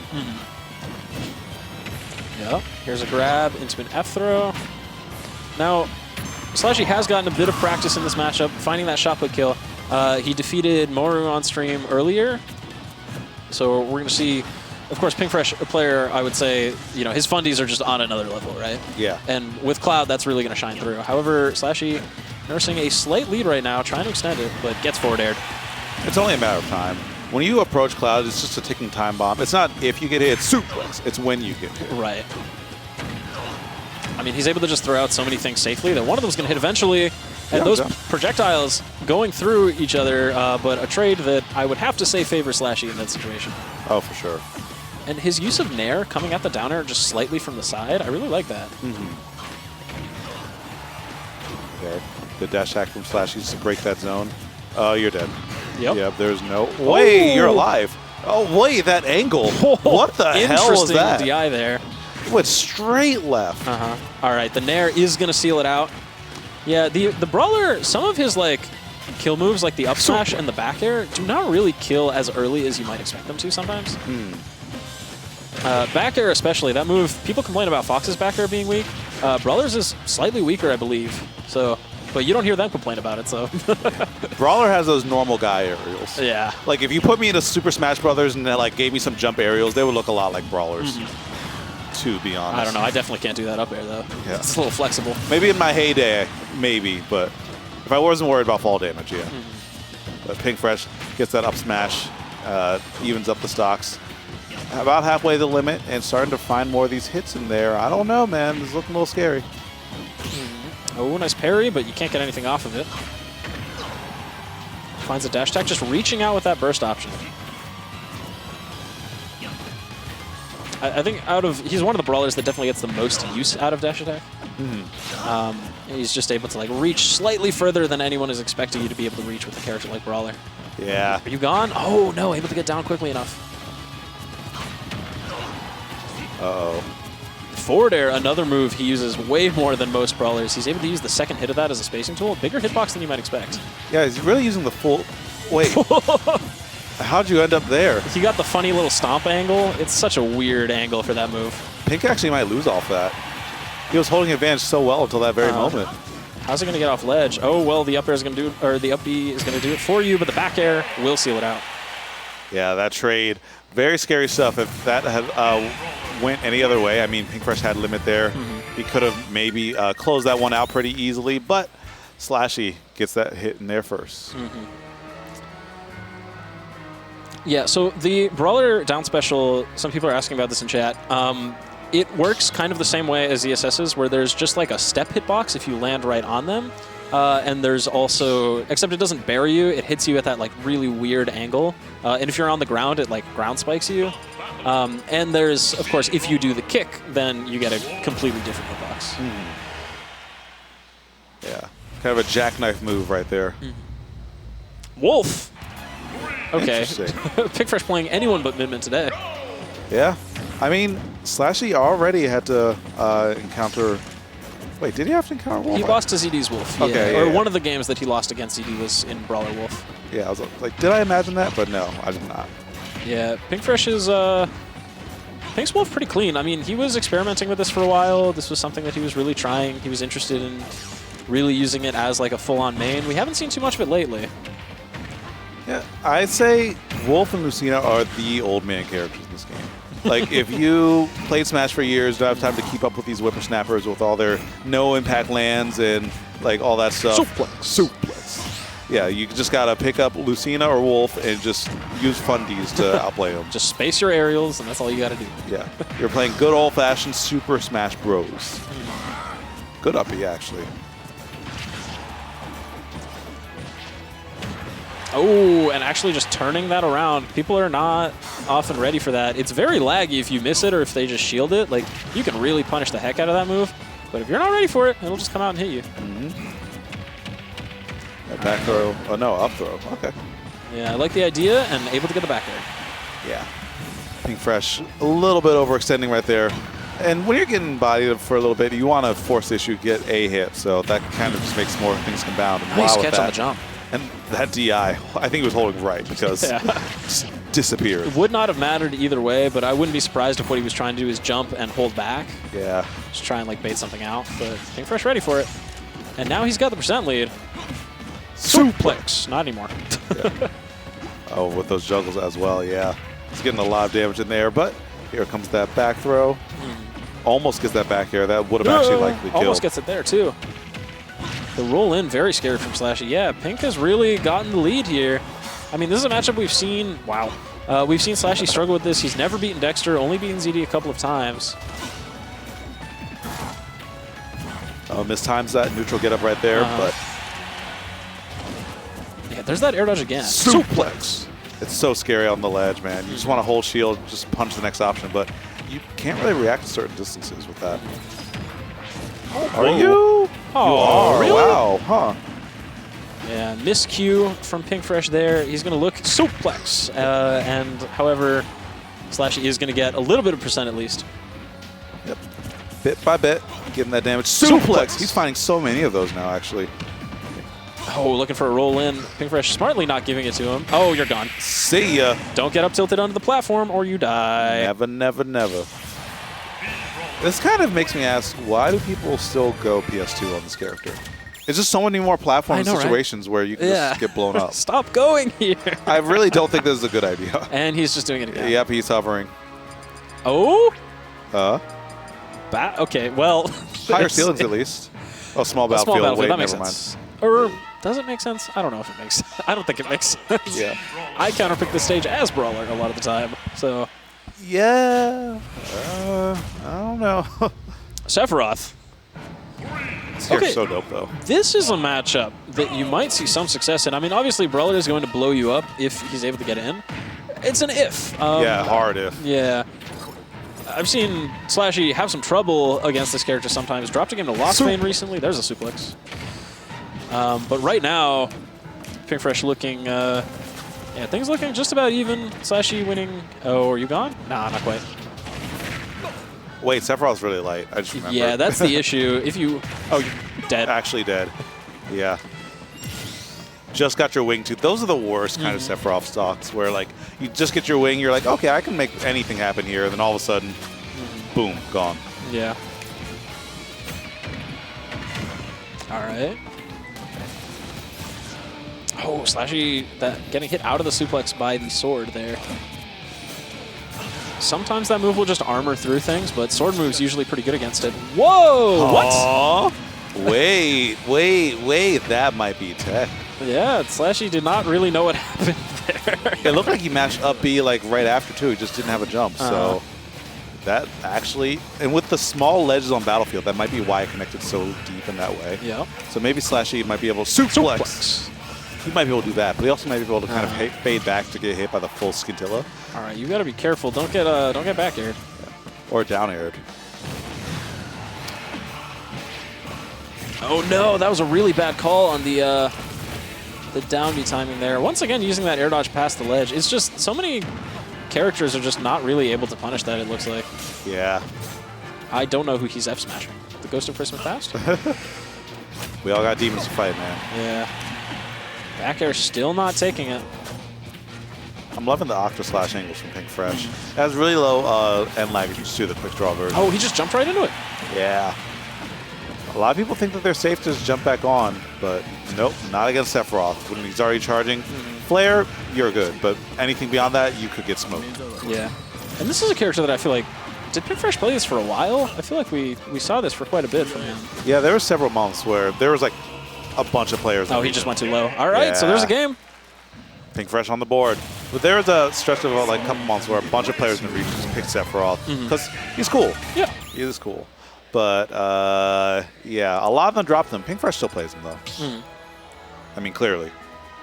Yeah, SLASHY going Kalos. I feel like, I wonder if Pink Fresh will, yeah, it doesn't seem like he's going to stay Sephiroth. He's covering Corrin right now. There we go. He's having fun. SLASHY saying, okay. Yeah. I just love his facial expression. He was like, okay. 3, 2, 1. All right, so Corrin, fun fact, this was SLASHY's first main. This is the character he played in Smash 4. Huh. That's why his tag is SLASHY, because you're slashing. That's really the reason. I love that. I love simple tags. Yeah. They're the most effective, honestly. However, right now he's kind of getting slashed up. 52%. Suplex. The great equalizer, I feel like. Like, you'll be down by I don't know how much, and then you'll land a couple suplexes, and it's even suddenly. Yeah, it's like magic. I feel like this is a bit of a stretch in like other fighting games, but example I like to give is Chip's command grab in Guilty Gear Strive. If you get hit by that, usually you lost, not because it does a lot of damage, but because you did something else critically wrong to be in that situation that the player will capitalize on for the rest of the round. And I feel like the suplex is kind of a similar thing. Well, I agree, because Brawler gets so much out of grab. So if you're shielding a lot and SLASHY realizes he can start landing those suplexes, eventually later in the set he's going to start landing them as actual grabs, right? Yeah. Yep. Suplex. Speaking of. Up tilt. And that first stock going to Pink Fresh. So switching all these characters, SLASHY is not, like, ready, I guess. I mean, it's such a quick change of pace every game. Like, I see why this could be tough. Yeah, it is really hard to adjust every single time. I mean, the characters you have to fight them all so very different. And especially if you're mentally preparing for Min Min before this set as well. I'm curious if he does go Min Min if it ends up going to game 5. I don't know. Yeah. Nice. There's the up smash. Getting the turnaround on that as well. Just making sure that you have the bases covered. So stocks evened up, but Pinkfresh still with quite the lead. I mean, just the fundamentals on this player to be able to just pick a character he hasn't played at all today and to look this good against a PR player like SLASHY, like, it's wild. Yeah. Some of the best in the world, in the region, well, in the world, we'll say, in terms of catching just the roll long-term in. chops. Yeah, it seems like SLASHY was getting caught being impatient, and he's kind of switched that. He's being a little more... There, he was a little impatient with that jump. Big commitment trying to juggle there. Oh, wow, just using that side B like that. Yeah, if that tipped, SLASHY actually might have been smoked there. Whoa! Just case in Okay. point. Yeah, and Pinkfresh once again finding himself with quite a lead. These sword characters really getting it done. Yeah. Manages to get back to the ledge, tries to jump through. No confirm off that up air, and oh, there's going to be some damage. Yeah, Pinkfresh just called that SLASHY wasn't going to pull the trigger on the up B. Yeah. And it's been so hard for him to get these stocks these last couple of games. Pinkfresh really running away with this. And he has all this rage as well. You need to take the stock away soon, because Corrin with rage scales really well. There we go. Yeah, much needed. All right, so let's see if SLASHY's able to make something happen, or if we're going to be going to a 5th game and potentially a 5th character. There's that F smash, not the tipper. I do wonder who Pink's 5th game character will be. Will it be Min Min, Marth? Chad is saying Marth. That's what they're predicting. Yeah, I think Marth might make sense, but you know, there's still some time. SLASHY, we saw it happen with Seal Joe. Miracles do happen. Yeah, Kalos a little bit less of a cheese stage, but you know, Brawler can still do some funny things on these side platforms if you're not careful.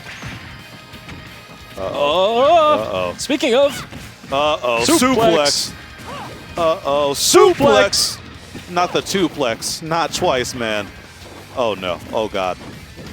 Yeah, really starting to get away from Pinkfresh there, but that down tilt, getting him back in a good position, almost hitting that up air. Oh, just barely missing the dash attack. Grounded up air, still not quite enough to kill. I don't know if he can take another one. Mistimes the grab. Oh, great back air by SLASHY. Nice catch on the nair on the neutral getup. Hang on the ledge too long. Don't let it be you. Gets hit by that nair. SLASHY's going to recover low. Pinkfresh needs this ledge trapping so bad, but not going to find anything. Missing grab, so much spaghetti. Gets the roll read and gets the game. SLASHY 3-1, another clutch comeback. He just keeps on doing it. Yeah, massive comeback, making it through that set, talking it out with Pinkfresh. So SLASHY is going to be going to grand finals. Yeah, showing us why he's PR'd. I mean, amazing player. Amazing player. Yeah, I mean, Pinkfresh, curious. I mean, really just seemed like he was experimenting, right? Just trying to figure out that matchup. He's a player who will do that, right? Like, he's... Like, if he loses a set, I mean, he's been playing this game for so long. He's lost so many sets that, like, that doesn't really matter to him, right? He wants information. Yeah. I've seen him just, like, say, like, no bans against people after winning a game, and it's not even a disrespectful thing. He just wants to know what you're going to counterpick, so next time he can ban it. Like, he just does that to you. It's a student of the game mentality. You're playing the long game, and when you play the long game, you always come out ahead. You just keep on trying. All right, so we are back in grand finals. ZD was able to win this pretty dominantly. He dropped the first game and then won 3 games after that in Brawler Fox. So yeah, here we go, getting started on PS2 as usual. Where else? Yep. And here we go. This is a game 5 set, by the way, or a 5-game set. Best of 5. Best of 5. Yeah. And ZD Come for Winners just has to win 1 set. SLASHY has to win 2 to take home the whole shebang. It's going to be a tall order considering what happened the previous time they played. Yeah, it's a head-to-head that's very heavily in ZD's favor. SLASHY has been making them interesting usually. Like, doesn't tend to just get 3-0'd. They're finding that suplex, just the armor right through the nair. Fun little interaction. Last time, after Game 1, we saw a lot more Wolf come through from ZD. I wonder if we'll see more Wolf or if we'll just ride the Fox all the way through, because right now the Fox is looking sharp enough. It's working quite nicely right now. From that high up, huh? Yeah, it's got a much bigger hitbox below it than people tend to expect. Yeah. And SLASHY thought that forward air was going to be punishable. It was not. It's Fox. Nothing's punishable. Come on. Yeah. Why would you think that? Yeah. You didn't parry that. You didn't earn it. If you did, he might be neutral. Boy. Yeah. All right, there's the falling up air. You said it, the chillin' dude, right? Yep, yep. Yeah, he's been using that more to shield poke, but it's also nice for like an anti-air kind of thing. Nice. Yep, sets up tech chase, not quite reacting time to get some data. And we talked about Pink being a student of the game. ZD also is a student of the game in the micro sense, where sometimes they'll just let you get away with stuff, just punch you harder in the crucial situations later. Absolutely, he's very good at that. That's why, you know, sometimes he'll lose the reset in these situations, but more often than not, he wins Xanadu. So, yeah, exactly. All right, there's a forward throw by SLASHY. Really good recovery. Still there. can't get this stock off. Oh, so you're not quite reacting in time to the miss tech. Yeah, the miss tech is sometimes the deceptively hard to punish, but the up B out of shield finally evening up the stocks for SLASHY. Good stuff. But you don't have the stocks, but you are still so far behind in percent. ZD could get a nair up smash right now and have it killed. Of course, this is a matchup where Mii Brawler can do some very funny things. Yep. It's Yeah, pretty he's hilarious. Looking for those up airs.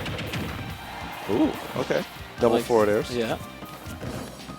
Nice air dodge to get over to the platform. Up tilt. Oh, if he had gotten the hit of up tilt a little bit lower, he would have actually been able to kill there. But instead, the back air, not the greatest DI in the world, and ZD ends up with quite the lead. Yeah, ZD's not going to fall for that grab on the platform. Yeah. He will fall for a suplex underneath, though. Sure will. Yeah, Oh, wow. 50 takes 68. Something that ZD does there that's really cool is that he reverses the up air so it mixes your DI so he can get a second one at fringe percent. Yeah. It matters so much.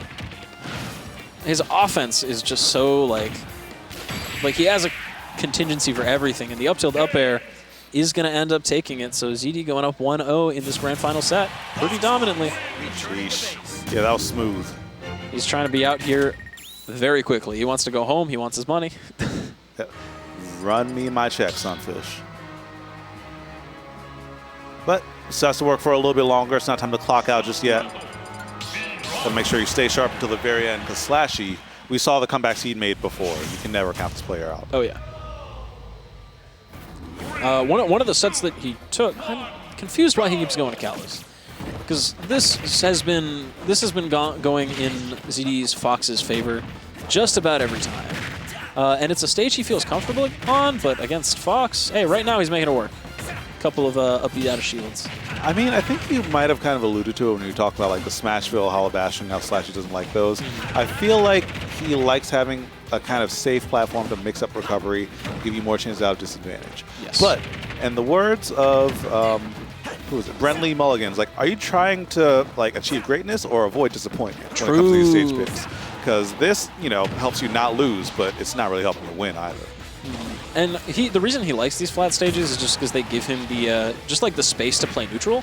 Like he's able to approach you from all kinds of different angles. He has that fast fall speed, but of course so does Fox. He can just kind of do the same thing back. Like it feels like by going this stage, you're trying to beat Fox at his own game, and ZD is just always going to be on top of that. Yes, sir. Also, shouts to Gresh for the rating party 26. Heck yeah. Shouts to Gresh, homie. Welcome, welcome. Just in time for this grand finals, set number 1. Possibly one and done if ZD keeps on playing like this. Possibly. Finds a dash attack. Oh, but the spike is going to even up the stocks. Yep. Missed the tech as well. Yeah, there was a chance to tech there. That's another reason why Fox loves Kalos. You know, not that SLASHY's been landing many spikes, but we could see that come into play later. There's that air dodge again in that same spot. Seems like nobody can hit that. Yeah, it's a bit harder for like Fox to do it because he has to sacrifice so much positioning. Yeah. But like for characters like Min, all you have to do is just dash back and do a suplex. Suplex. Or yeah, a lot of other characters have different options there. All right, so SLASHY bringing this back somewhat, but hasn't quite gotten Fox in kill percent yet. Nobody has gotten hit in so long. That forward air breaking the ice. They're both so scared of the situation. Wall jumps. I forgot about those entirely. I forgot Mii Brawler had that. Yeah, I always forget he has one too. I think all the Miis have it now that I think about it. Do they? Huh. Yeah, I'm pretty sure. I knew Brawler did. I didn't know the other two. Yeah. But yeah. Someone will correct me in chat in a moment if I'm wrong, but I'm pretty sure. All right, the back air still not killing. That's one advantage of Kalos, is you can just live that move forever, basically. But the down smash, just throwing that out. There it is, yeah. Sword Fighter does not. Okay. Gunner does. Yeah, I feel like with those nairs, ZD just kind of lulled SLASHY to sleep and then just threw out that down smash the second he thought he was safe. Sheesh. He racked him up to even percent in like 4 seconds. Yeah. The explosive power of ZD cannot be overstated. It feels like every time he gets a stock lead, SLASHY gets a little anxious and he uses some options that are not great, and that allows ZD to really find these reversals. Yeah. There's an air. Good angle on that, and tries to get the parry down smash, but ZD did not throw out any low-profile moves. SLASHY swinging for the fences. He looked down for smash is anything, gonna do but yeah, not going to find a single thing except down smash and except down another game. Yep. So ZD going up 2-0, only needs to take one more game to take this tournament, close it out over SLASHY, and take another Xanadu dub. He's got a lot of them. More than any other player in the world. Which is wild. Yeah. So I think there was a period of time where Boss was running the show, and Boss got like a solid, I feel like 70, 80 wins. But he's just been doing it for so long. Yeah, that record was broken and then eventually broken again by ZD. Yeah. So let's see if ZD can just keep this magic going.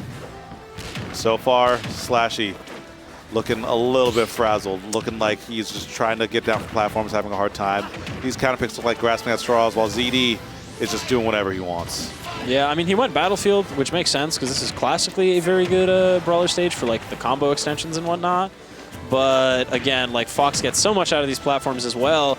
It's like, it's really hard to find a stage for Brawler where he can do something that Fox can't just do better against him in that particular situation. Yeah, honestly. That's what comes from being cut from the same cloth or the same archetype, you know? Yeah. It's just eventually there are just going to be so many situations where one character will be better than the other, and it just matters which one of those situations are more relevant. Yeah. Ew, you're that. Oh man, you were so dead. Even if you survived that, you were so dead. There was no way in hell most characters in the game were making that back. Yeah, beautiful find. Ew. 3 up airs in a row, man. This is not looking good for SLASHY by any stretch of the imagination. Yeah, I wanted to check the stats. As of March, ZD had 130 Xanadu wins. Xanadu or the grind, right? Definitely a higher number than that now. And it's looking like it's going to go up by one more. ZD very dominant right now, up 3 stocks to 1. Looking untouchable. SLASHY's not been able to do anything to him. Drop in the bucket for ZD if he wins another one, but for SLASHY, you know, it would mean the world for him. But not looking like it's going to be this one. Yeah, I don't think so. ZD's not even at like 70% yet, man. Yeah. Suplex. Okay. He got that, though. Sure does, but unable to convert into a stock. I mean, 86, he's going to need something into a thropper, and ZD has been doing such a great job avoiding it.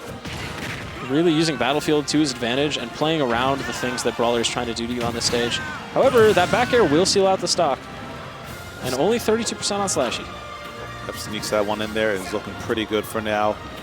SLASHY, just like, honestly, he's trying to hang back more, and because ZD has so much momentum, he's pressing forward a lot, and SLASHY used to be cracking under pressure, but seems to have found some new avenues to make some magic happen. Yeah, the question is it too little too late? It seems like he's playing this much better now, but I mean, he just really crumbled for those first 2 stocks, and it's not, not sure if it's going to end up mattering that he's starting to get a little bit more comfortable. Yeah, really fishing for those up airs, just trying to get an early kill, trying to find something to lead into an early thropper desperately. I think, honestly, Z hasn't gotten the memo yet that he's kind of getting hit just by his own undoing. But honestly, he might not even need to get the memo because he's still in such a dominant position here. Yeah, and the percent was too high there for SLASHY to actually get that into a down throw thropper. The backer is going to do it. All right.